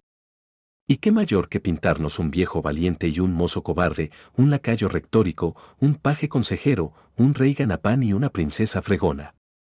¿Qué diré, pues, de la observancia que guardan en los tiempos en que pueden o podían suceder las acciones que representan, sino que he visto comedia que la primera jornada comenzó en Europa, la segunda en Asia, la tercera se acabó en África, y aún, si fuera de 4 jornadas, la cuarta acababa en América, y, así, se hubiera hecho en todas las 4 partes del mundo? Y si es que la imitación es lo principal que ha de tener la comedia, ¿cómo es posible que satisfaga a ningún mediano entendimiento que, fingiendo una acción que pasa en tiempo del rey Pepino y Carlomagno, el mismo que en ella hace la persona principal le atribuyan que fue el emperador Heraclio, que entró con la cruz en Jerusalén, y el que ganó la Casa Santa, como Godofre de Bullón, habiendo infinitos años de lo uno a lo otro, y fundándose la comedia sobre cosa fingida, atribuirle verdades de historia y mezclarle pedazos de otras sucedidas a diferentes personas y tiempos, y esto no con trazas verisímiles, sino con patentes errores, de todo punto inexcusables. Y es lo malo que hay ignorantes que digan que esto es lo perfecto y que lo demás es buscar gullurías. Pues que, si venimos a las comedias divinas, que de milagros falsos fingen en ellas, que de cosas apócrifas y mal entendidas, atribuyendo a un santo los milagros de otro. Y aún en las humanas se atreven a hacer milagros, sin más respeto ni consideración que parecerles que allí estará bien el tal milagro y apariencia, como ellos llaman, para que gente ignorante se admire y venga a la comedia. Que todo esto es en perjuicio de la verdad y en menoscabo de las historias, y aún en oprobio de los ingenios españoles, porque los extranjeros, que con mucha puntualidad guardan las leyes de la comedia, nos tienen por bárbaros e ignorantes, viendo los absurdos y disparates de las que hacemos. Y no sería bastante disculpa de esto decir que el principal intento que las repúblicas bien ordenadas tienen permitiendo que se hagan públicas comedias es para entretener la comunidad con alguna honesta recreación y divertirla a veces de los malos humores que suele engendrar la ociosidad, y que pues éste se consigue con cualquier comedia, buena o mala, no hay para qué poner leyes, ni estrechar a los que las componen y representan a que las hagan como debían hacerse, pues, como he dicho, con cualquiera se consigue lo que con ella se pretende. A lo cual respondería yo que este fin se conseguiría mucho mejor, sin comparación alguna, con las comedias buenas que con las no tales, porque de haber oído la comedia artificiosa y bien ordenada saldría el oyente alegre con las burlas, enseñado con las veras, admirado de los sucesos, discreto con las razones, advertido con los embustes, sagaz con los ejemplos, airado contra el vicio y enamorado de la virtud, que todos estos afectos ha de despertar la buena comedia en el ánimo del que la escuchare, por rústico y torpe que sea, y de toda imposibilidad es imposible dejar de alegrar y entretener, satisfacer y contentar la comedia que todas estas partes tuviere mucho más que aquella que careciere deles, como por la mayor parte carecen estas que de ordinario agora se representan. Y no tienen la culpa de esto los poetas que las componen, porque algunos hay de las que conocen muy bien en lo que yerran y saben extremadamente lo que deben hacer, pero, como las comedias se han hecho mercadería vendible, dicen, y dicen verdad, que los representantes no se las comprarían si no fuesen de aquel jaez, y, así, el poeta procura acomodarse con lo que el representante que le ha de pagar su obra le pide. Y que esto sea verdad véase por muchas e infinitas comedias que ha compuesto un felicísimo ingenio de estos reinos con tanta gala, con tanto donaire, con tan elegante verso, con tan buenas razones, con tan graves sentencias, y, finalmente, tan llenas de elocución y alteza de estilo, que tiene lleno el mundo de su fama, y por querer acomodarse al gusto de los representantes, no han llegado todas, como han llegado algunas, al punto de la perfección que requieren. Otros las componen tan sin mirar lo que hacen, que después de representadas tienen necesidad los recitantes de huirse y ausentarse, temerosos de ser castigados, como lo han sido muchas veces, por haber representado cosas en perjuicio de algunos reyes y en deshonra de algunos linajes.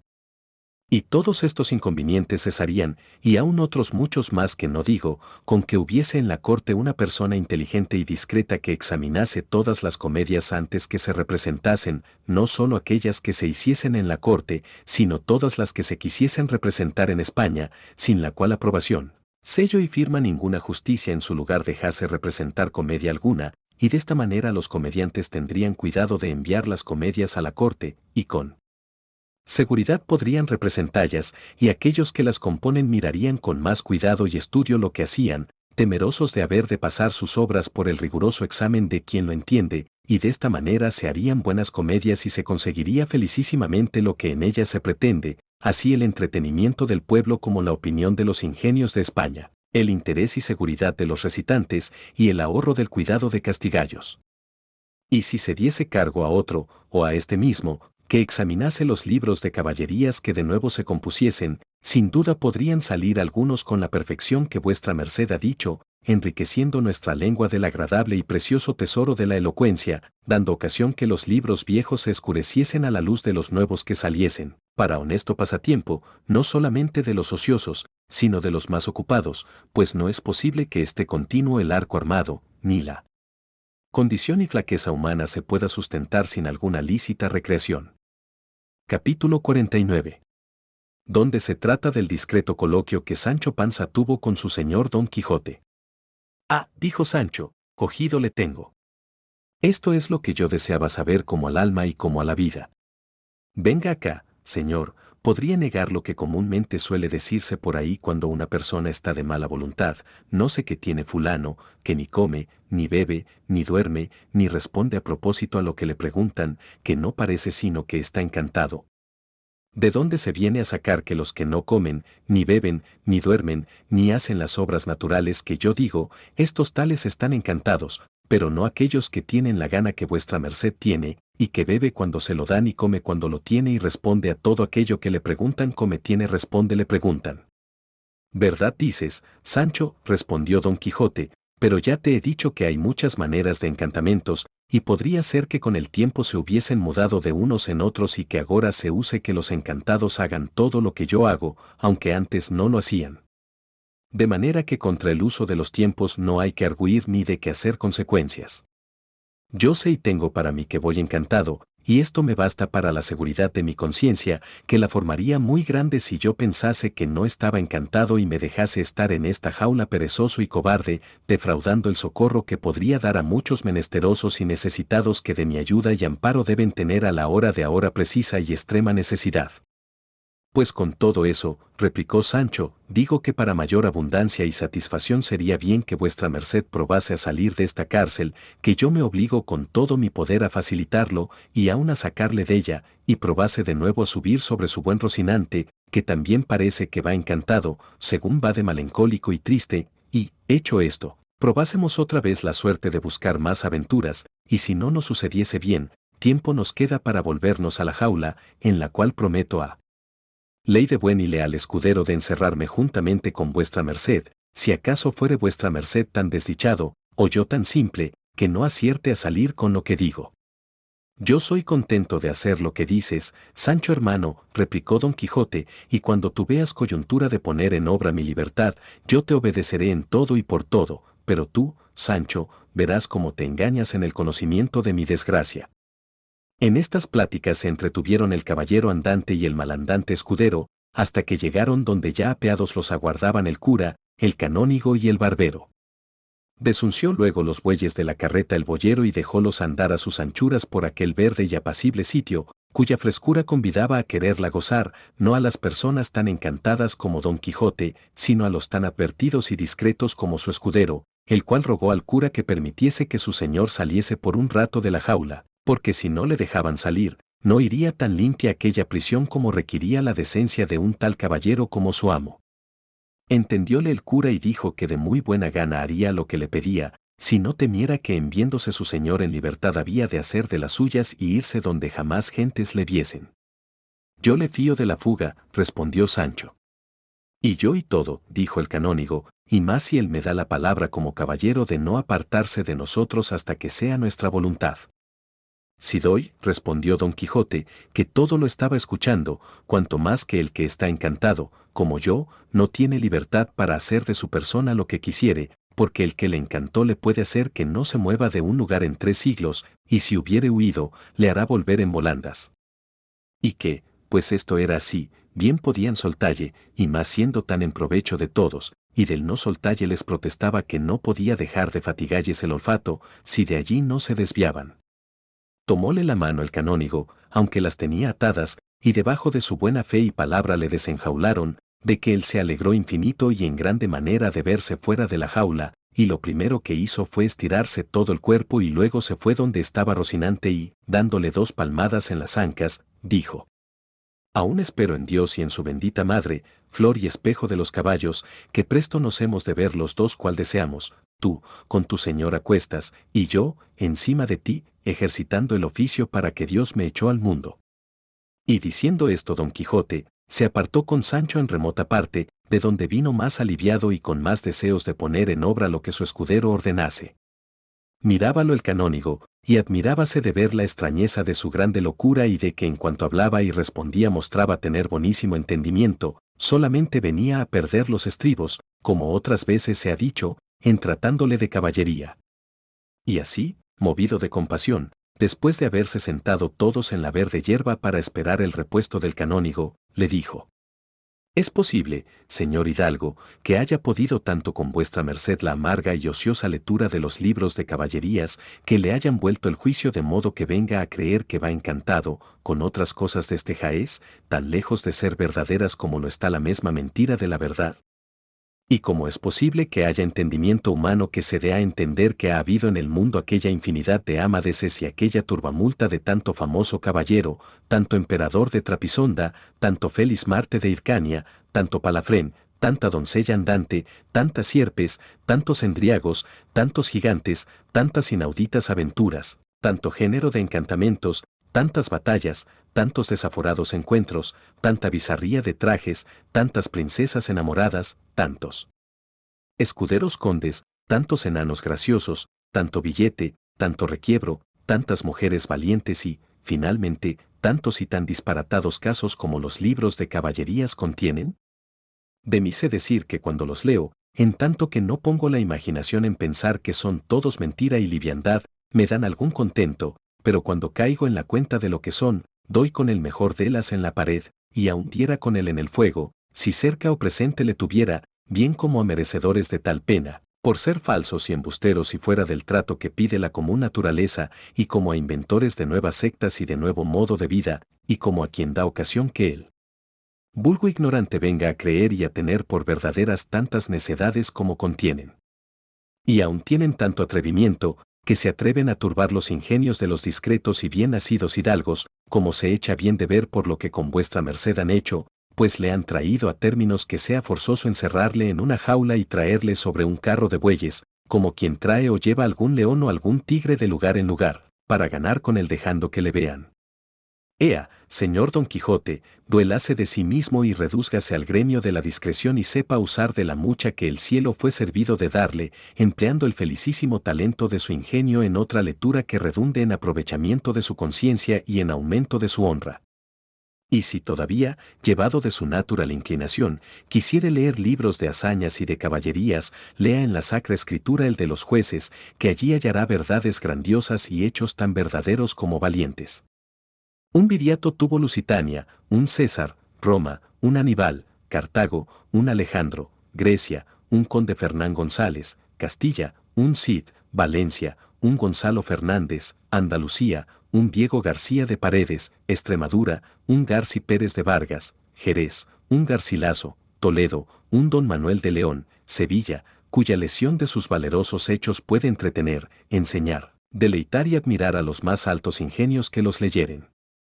Esta sí será lectura digna del buen entendimiento de vuestra merced, señor Don Quijote mío, de la cual saldrá erudito en la historia, enamorado de la virtud, enseñado en la bondad, mejorado en las costumbres, valiente sin temeridad, osado sin cobardía, y todo esto, para honra de Dios, provecho suyo y fama de la Mancha,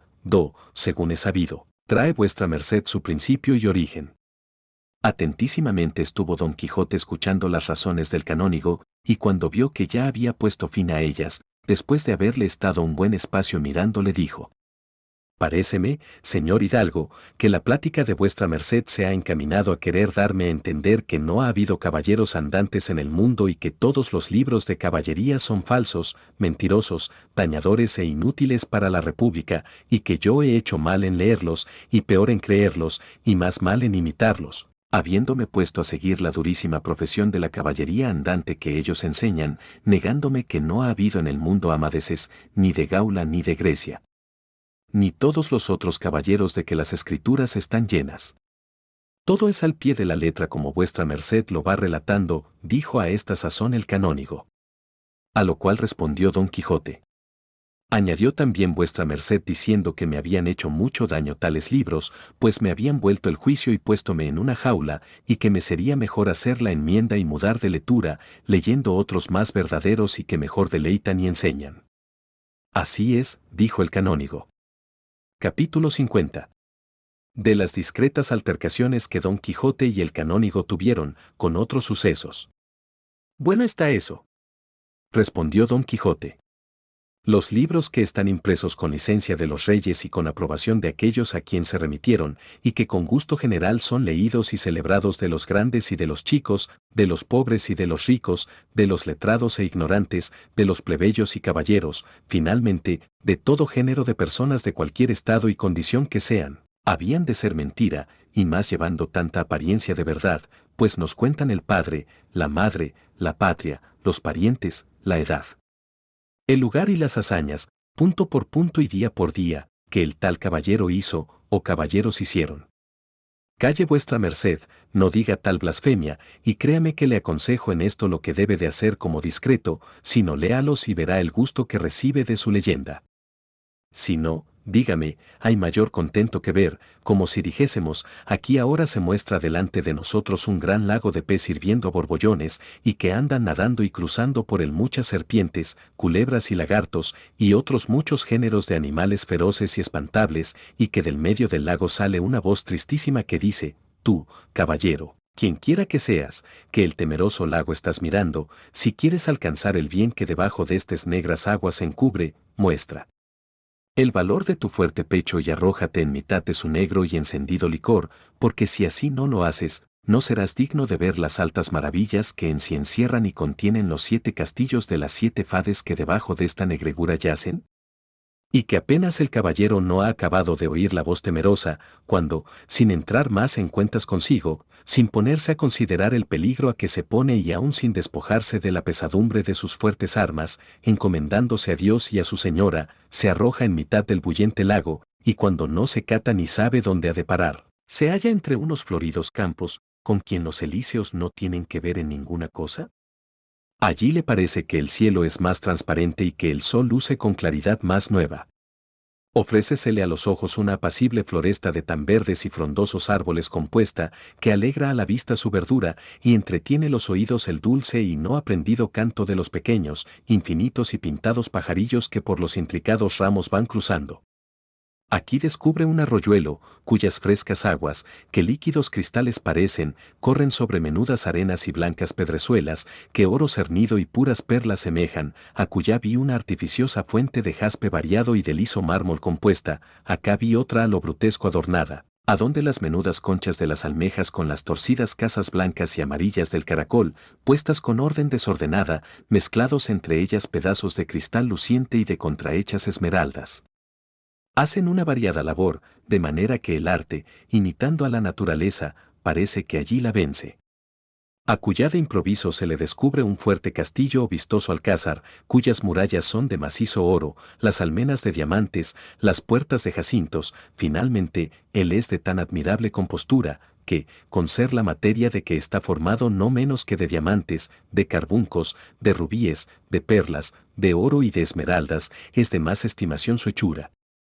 Y hay más que ver, después de haber visto esto, que ver salir por la puerta del castillo un buen número de doncellas, cuyos galanos y vistosos trajes, si yo me pusiese ahora a decirlos como las historias nos los cuentan, sería nunca acabar, y tomar luego la que parecía principal de todas por la mano al atrevido caballero que se arrojó en el ferviente lago, y llevarle, sin hablarle palabra, dentro del rico alcázar o castillo, y hacerle desnudar como su madre le parió, y bañarle con templadas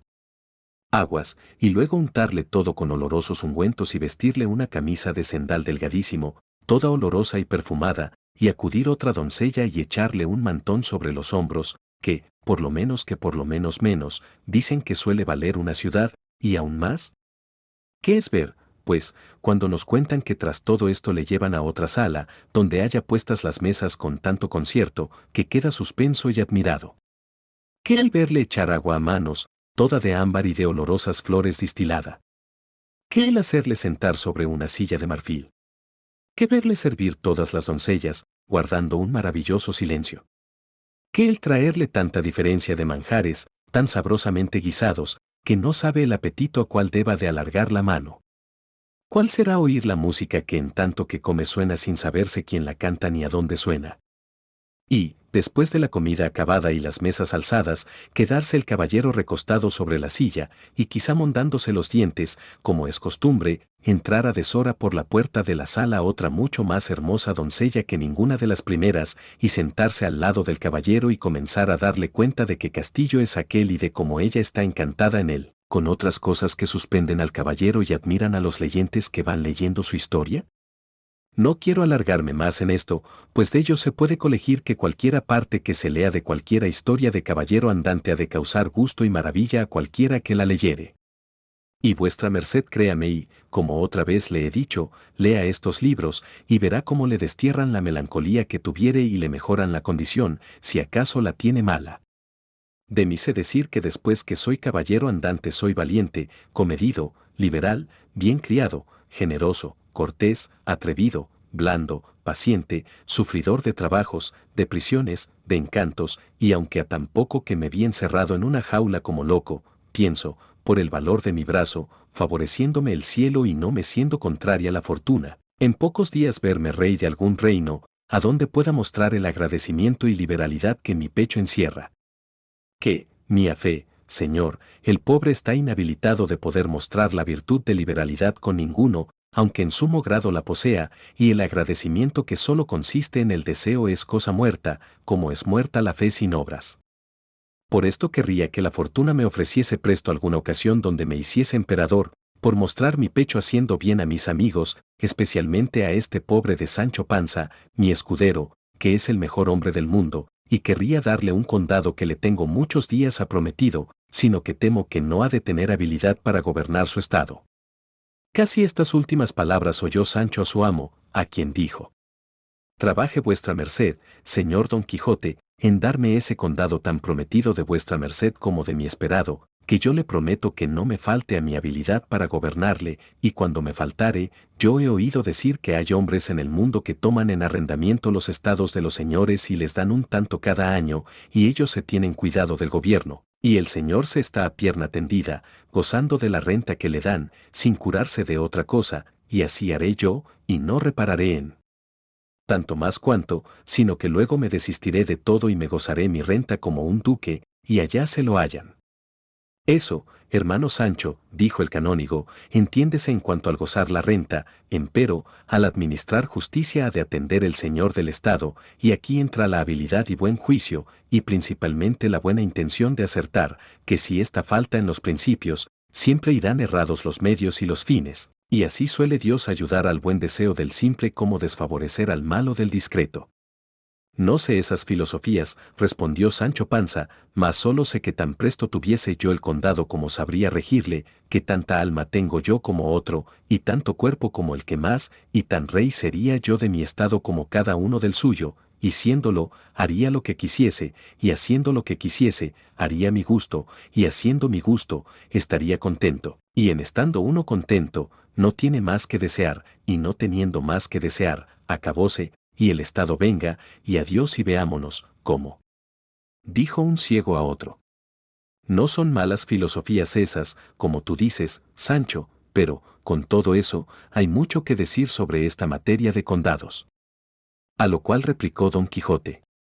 Yo no sé que haya más que decir, solo me guío por el ejemplo que me da el grande Amadís de Gaula, que hizo a su escudero conde de la ínsula Firme, y, así, puedo yo sin escrúpulo de conciencia hacer conde a Sancho Panza, que es uno de los mejores escuderos que caballero andante ha tenido. Admirado quedó el canónigo de los concertados disparates que Don Quijote había dicho, del modo con que había pintado la aventura del caballero del lago, de la impresión que en él habían hecho las pensadas mentiras de los libros que había leído, y, finalmente, le admiraba la necedad de Sancho, que con tanto ahínco deseaba alcanzar el condado que su amo le había prometido. Ya en esto volvían los criados del canónigo que a la venta habían ido por la acémila del repuesto, y haciendo mesa de una alhombra y de la verde hierba del prado, a la sombra de unos árboles se sentaron, y comieron allí, porque el boyero no perdiese la comodidad de aquel sitio, como queda dicho. Y estando comiendo, a deshora oyeron un recio estruendo y un son de esquila que por entre unas zarzas y espesas matas que allí junto estaban sonaba, y al mismo instante vieron salir de entre aquellas malezas una hermosa cabra, toda la piel manchada de negro, blanco y pardo. Tras ella venía un cabrero dándole voces y diciéndole palabras a su uso, para que se detuviese o al rebaño volviese. La fugitiva cabra, temerosa y despavorida, se vino a la gente, como a favorecerse de ella, y allí se detuvo. Llegó el cabrero y, haciéndola de los cuernos, como si fuera capaz de discurso y entendimiento, le dijo. Capítulo 51. Que trata de lo que contó el cabrero a todos los que llevaban al valiente Don Quijote.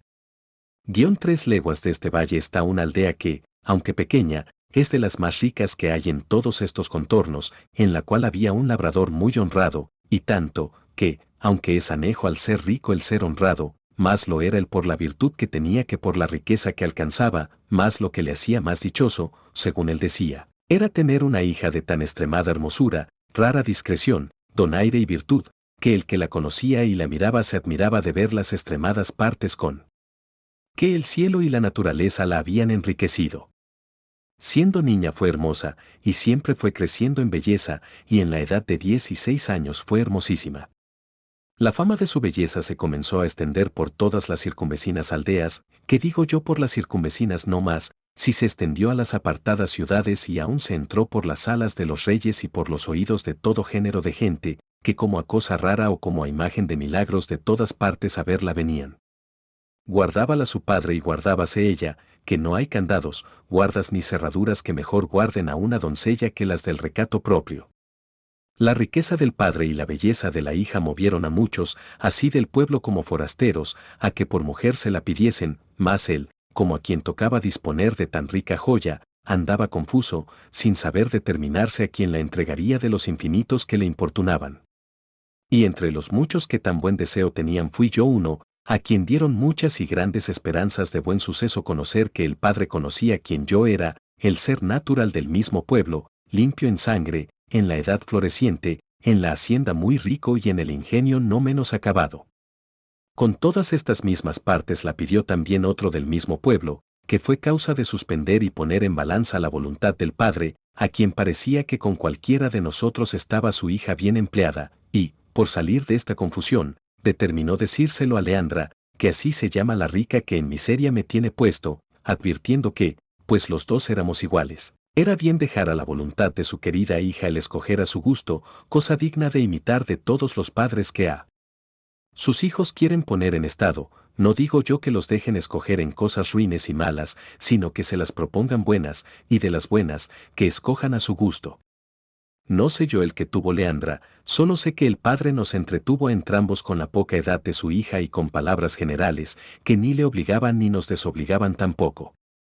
Llámase mi competidor Anselmo, y yo Eugenio, porque vais con noticia de los nombres de las personas que en esta tragedia se contienen, cuyo fin aún está pendiente, pero bien se deja entender que ha de ser desastrado. En esta sazón vino a nuestro pueblo un Vicente de la Roca, hijo de un pobre labrador del mismo lugar, el cual Vicente venía de las Italias y de otras diversas partes de ser soldado. Llevóle de nuestro lugar, siendo muchacho de hasta 12 años, un capitán que con su compañía por allí acertó a pasar, y volvió el mozo de allí a otros 12 vestido a la soldadesca, pintado con 1000 colores, lleno de 1000 dijes de cristal y sutiles cadenas de acero. Hoy se ponía una gala y mañana otra, pero todas sutiles, pintadas, de poco peso y menos tomo. La gente labradora, que de suyo es maliciosa y dándole el ocio lugar es la misma malicia, lo notó y contó punto por punto sus galas y preseas, y halló que los vestidos eran 3, de diferentes colores, con sus ligas y medias, pero él hacía tantos guisados e invenciones deles, que si no se los contaran hubiera quien jurara que había hecho muestra de más de 10 pares de vestidos y de más de 20 plumajes. Y no parezca impertinencia y demasía esto que de los vestidos voy contando, porque ellos hacen una buena parte en esta historia. Sentábase en un poyo que debajo de un gran álamo está en nuestra plaza y allí nos tenía a todos la boca abierta, pendientes de las hazañas que nos iba contando. No había tierra en todo el orbe que no hubiese visto, ni batalla donde no se hubiese hallado, había muerto más moros que tiene Marruecos y Túnez, y entrado en más singulares desafíos, según él decía, que Gante y Luna, Diego García de Paredes y otros 1000 que nombraba, y de todos había salido con victoria, sin que le hubiesen derramado una sola gota de sangre. Por otra parte, mostraba señales de heridas que, aunque no se divisaban, nos hacía entender que eran arcabuzazos dados en diferentes reencuentros y faciones. Finalmente, Con una no vista arrogancia llamaba de voz a sus iguales y a los mismos que le conocían, y decía que su padre era su brazo, su linaje sus obras, y que, debajo de ser soldado, al mismo rey no debía nada.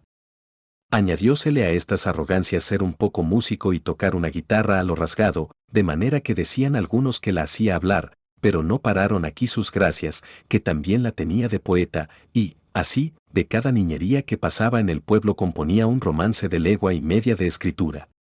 Este soldado, pues, que aquí he pintado, este Vicente de la Roca, este bravo, este galán, este músico, este poeta fue visto y mirado muchas veces de Leandra desde una ventana de su casa que tenía la vista a la plaza. Enamoróla el oropel de sus vistosos trajes, encantáronla sus romances, que de cada uno que componía daba 20 traslados, llegaron a sus oídos las hazañas que él de sí mismo había referido, y, finalmente, que así el diablo lo debía de tener ordenado, ella se vino a enamorar de él, antes que en él naciese presunción de solicitalla, y como en los casos de amor no hay ninguno que con más facilidad se cumpla que aquel que tiene de su parte el deseo de la dama, con facilidad se concertaron Leandra y Vicente, y primero que alguno de sus muchos pretendientes cayesen en la cuenta de su deseo, ya ella le tenía cumplido, habiendo dejado la casa de su querido y amado padre, que madre no la tiene, y ausentádose de la aldea con el soldado, que salió con más triunfo de esta empresa que de todas las muchas que él se aplicaba. Admiró el suceso a toda la aldea y aun a todos los que del noticia tuvieron, yo quedé suspenso, Anselmo atónito, el padre triste, sus parientes afrentados, solícita la justicia, los cuadrilleros listos, tomáronse los caminos, escudriñáronse los bosques y cuanto había, y al cabo de 3 días hallaron a la antojadiza Leandra en una cueva de un monte, desnuda en camisa, sin muchos dineros y preciosísimas joyas que de su casa había sacado. Volviéronla a la presencia del lastimado padre, preguntáronle su desgracia, confesó sin apremio que Vicente de la Roca la había engañado y debajo de su palabra de ser su esposo la persuadió que dejase la casa de su padre, que él la llevaría a la más rica y más viciosa ciudad que había en todo el universo mundo, que era Nápoles, y que ella, mal advertida y peor engañada, le había creído y, robando a su padre, se le entregó la misma noche que había faltado, y que él la llevó a un áspero monte y la encerró en aquella cueva donde la habían hallado. Contó también como el soldado, sin quitalle su honor, le robó cuanto tenía y la dejó en aquella cueva y se fue, suceso que de nuevo puso en admiración a todos. Duro se nos hizo de creer la continencia del mozo, pero ella lo afirmó con tantas veras, que fueron parte para que el desconsolado padre se consolase, no haciendo cuenta de las riquezas que le llevaban, pues le habían dejado a su hija con la joya que, si una vez se pierde, no deja esperanza de que jamás se cobre.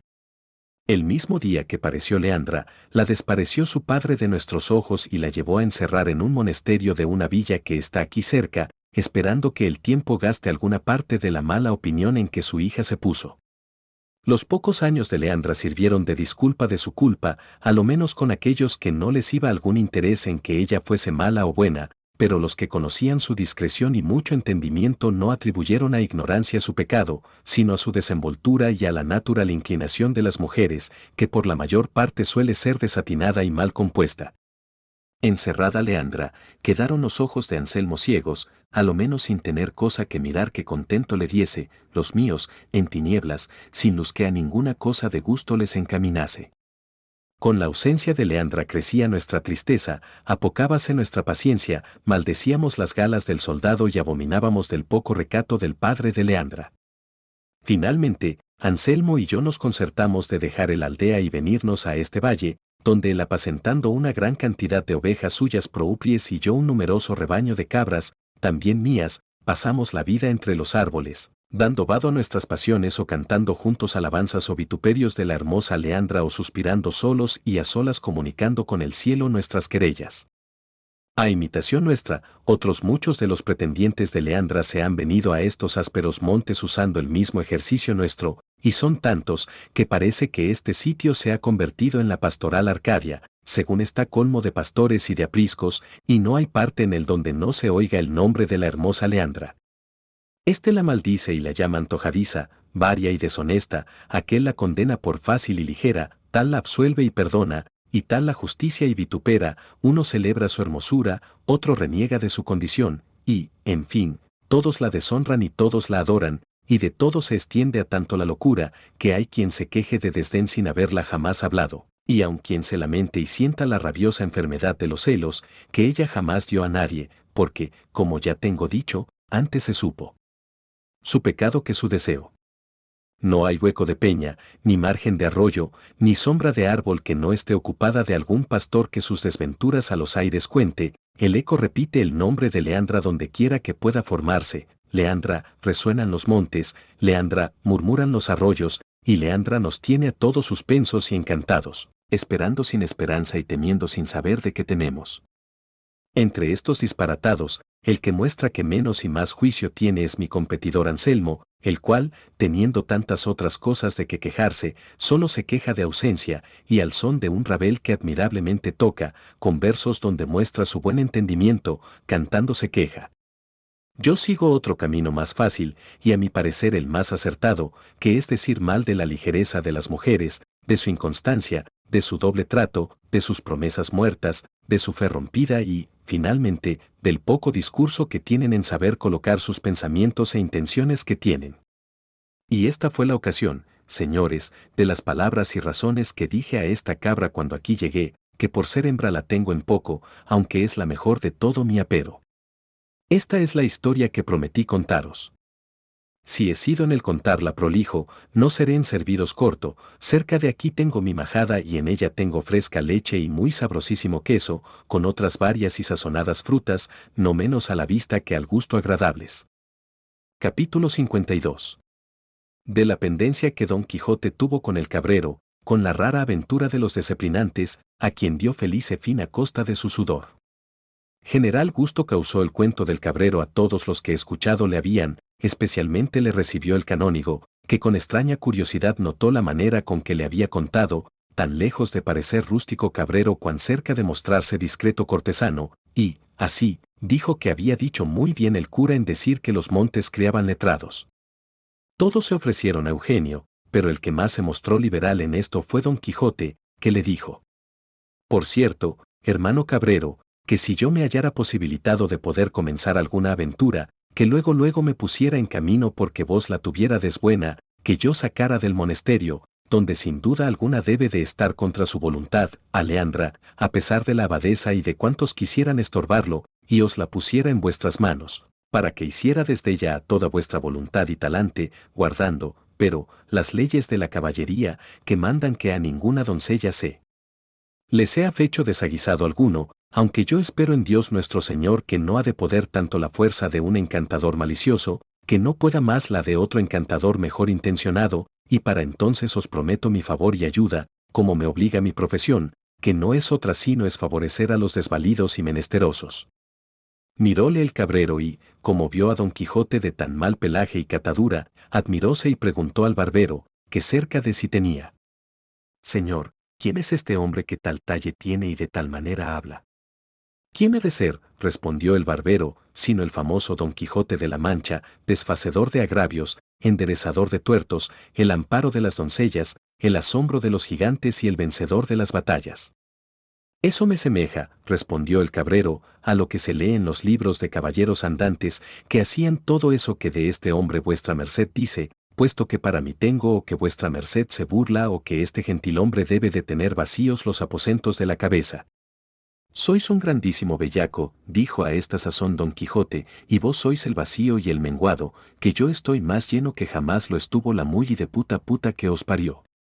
Y, diciendo y haciendo, arrebató de un pan que junto a sí tenía y dio con el alcabrero en todo el rostro, con tanta furia, que le remachó las narices, mas el cabrero, que no sabía de burlas, viendo con cuántas veras le maltrataban, sin tener respeto a la alhombra, ni a los manteles, ni a todos aquellos que comiendo estaban, saltó sobre Don Quijote y, haciéndole del cuello con entrambas manos, no dudara de ahogalle, si Sancho Panza no llegara en aquel punto y le asiera por las espaldas y diera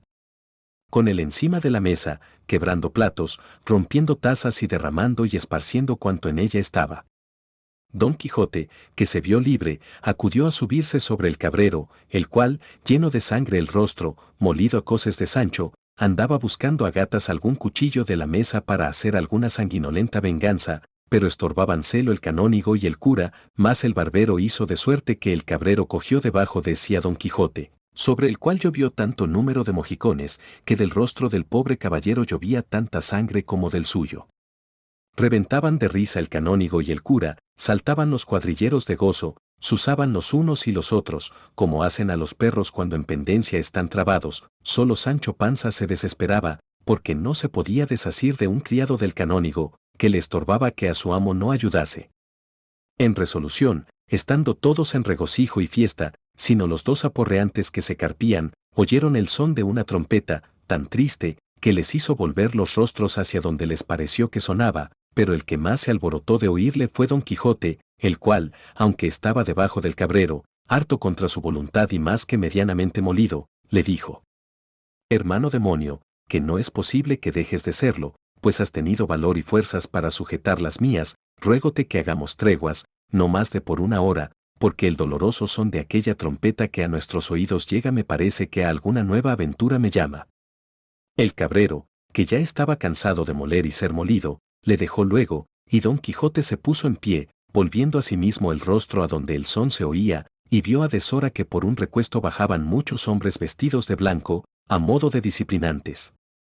Era el caso que aquel año habían las nubes negado su rocío a la tierra y por todos los lugares de aquella comarca se hacían procesiones, rogativas y disciplinas, pidiendo a Dios abriese las manos de su misericordia y les lloviese, y para este efecto la gente de una aldea que allí junto estaba venía en procesión a una devota ermita que en un recuesto de aquel valle había.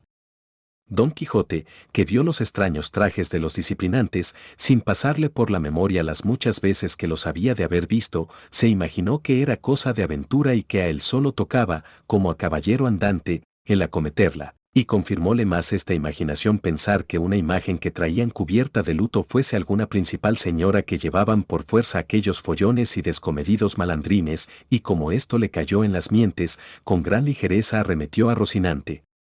que paciendo andaba, quitándole del arzón el freno y el adarga, y en un punto le enfrenó, y, pidiendo a Sancho su espada, subió sobre Rocinante y embrazó su adarga y dijo en alta voz a todos los que presentes estaban: Agora, valerosa compañía, veredes cuánto importa que haya en el mundo caballeros que profesen la orden de la andante caballería, agora digo que veredes, en la libertad de aquella buena señora que allí va cautiva, si se han de estimar los caballeros andantes. Y en diciendo esto apretó los muslos a Rocinante, porque espuelas no las tenía, y a todo galope, porque carrera tirada no se lee en toda esta verdadera historia que jamás la diese Rocinante, se fue a encontrar con los disciplinantes, bien que fueran el cura y el canónigo y barbero a detenerle, mas no les fue posible, ni menos le detuvieron las voces que Sancho le daba, diciendo: ¿A dónde va, señor Don Quijote? ¿Qué demonios lleva en el pecho que le incitan a ir contra nuestra fe católica? Advierta, mal haya yo, que aquella es procesión de disciplinantes y que aquella señora que llevan sobre la peana es la imagen benditísima de la Virgen sin mancilla. Mire, señor, lo que hace, que por esta vez se puede decir que no es lo que sabe. Fatigóse en vano Sancho, porque su amo iba tan puesto en llegar a los ensabanados y en librar a la señora enlutada, que no oyó palabra, y aunque la oyera, no volviera, si el rey se lo mandara. Llegó, pues, a la procesión y paró a Rocinante, que ya llevaba deseo de quietarse un poco, y con turbada y ronca voz dijo: Vosotros, que quizá por no ser buenos os encubrís los rostros, atended y escuchad lo que deciros quiero. Los primeros que se detuvieron fueron los que la imagen llevaban, y uno de los 4 clérigos que cantaban las ledanías, viendo la extraña catadura de Don Quijote, la flaqueza de Rocinante y otras circunstancias de risa que notó y descubrió en Don Quijote, le respondió, diciendo: Señor hermano, si nos quiere decir algo, dígalo presto, porque se van estos hermanos abriendo las carnes, y no podemos ni es razón que nos detengamos a oír cosa alguna, si ya no es tan breve que en 2 palabras se diga. En una lo diré, replicó Don Quijote, y es esta, que luego al punto dejéis libre a esa hermosa señora, cuyas lágrimas y triste semblante dan claras muestras que la lleváis contra su voluntad y que algún notorio desaguisado le habéis fecho, y yo, que nací en el mundo para desfacer semejantes agravios, no consentiré que un solo paso adelante pase sin darle la deseada libertad que merece. En estas razones cayeron todos los que las oyeron que Don Quijote debía de ser algún hombre loco, y tomáronse a reír muy de gana, cuya risa fue poner pólvora a la cólera de Don Quijote, porque, sin decir más palabra, sacando la espada, arremetió a las andas. Uno de aquellos que las llevaban, dejando la carga a sus compañeros, salió al encuentro de Don Quijote, enarbolando una horquilla o bastón con que sustentaba las andas en tanto que descansaba, y recibiendo en ella una gran cuchillada que le tiró Don Quijote, con que se la hizo dos partes, con el último tercio que le quedó en la mano dio tal golpe a Don Quijote encima de un hombro, por el mismo lado de la espada, que no pudo cubrir el adarga contra villana fuerza, que el pobre Don Quijote vino al suelo muy mal parado. Sancho Panza, que jadeando le iba a los alcances, viéndole caído, dio voces a su moledor que no le diese otro palo, porque era un pobre caballero encantado, que no había hecho mal a nadie en todos los días de su vida. Mas lo que detuvo al villano no fueron las voces de Sancho, sino el ver que Don Quijote no bullía pie ni mano, y, así, creyendo que le había muerto, con priesa se alzó la túnica a la cinta y dio a huir por la campaña como un gamo. Ya en esto llegaron todos los de la compañía de Don Quijote a donde él estaba, más los de la procesión, que los vieron venir corriendo, y con ellos los cuadrilleros con sus ballestas, temieron algún mal suceso y hiciéronse todos un remolino alrededor de la imagen, y alzados los capirotes, empuñando las disciplinas, y los clérigos los ciriales, esperaban el asalto con determinación de defenderse, y aun ofender si pudiesen, a sus acometedores. Pero la fortuna lo hizo mejor que se pensaba, porque Sancho no hizo otra cosa que arrojarse sobre el cuerpo de su señor, haciendo sobre él el más doloroso y risueño llanto del mundo, creyendo que estaba muerto. El cura fue conocido de otro cura que en la procesión venía, cuyo conocimiento puso en sosiego el concebido temor de los dos escuadrones. El primer cura dio al segundo, en dos razones, cuenta de quién era Don Quijote, y así él como toda la turba de los disciplinantes fueron a ver si estaba muerto el pobre caballero y oyeron que Sancho Panza, con lágrimas en los ojos, decía: «Oh flor de la caballería, que con solo un garrotazo acabaste la carrera de tus tan bien gastados años. Oh honra de tu linaje, honor y gloria de toda la Mancha, y aun de todo el mundo, el cual, faltando tú en él, quedará lleno de malhechores sin temor de ser castigados de sus malas fechorías. Oh liberal sobre todos los Alejandros, pues por solos 8 meses de servicio me tenías dada la mejor ínsula que el mar ciñe y rodea. Oh humilde con los soberbios y arrogante con los humildes, acometedor de peligros, sufridor de afrentas, enamorado sin causa, imitador de los buenos, azote de los malos, enemigo de los ruines, en fin, caballero andante, que es todo lo que decir se puede». Con las voces y gemidos de Sancho revivió Don Quijote, y la primer palabra que dijo fue: «El que de vos vive ausente, dulcísima Dulcinea, a mayores miserias que éstas está sujeto. Ayúdame, Sancho amigo, a ponerme sobre el carro encantado, que ya no estoy para oprimir la silla de Rocinante, porque tengo todo este hombro hecho pedazos».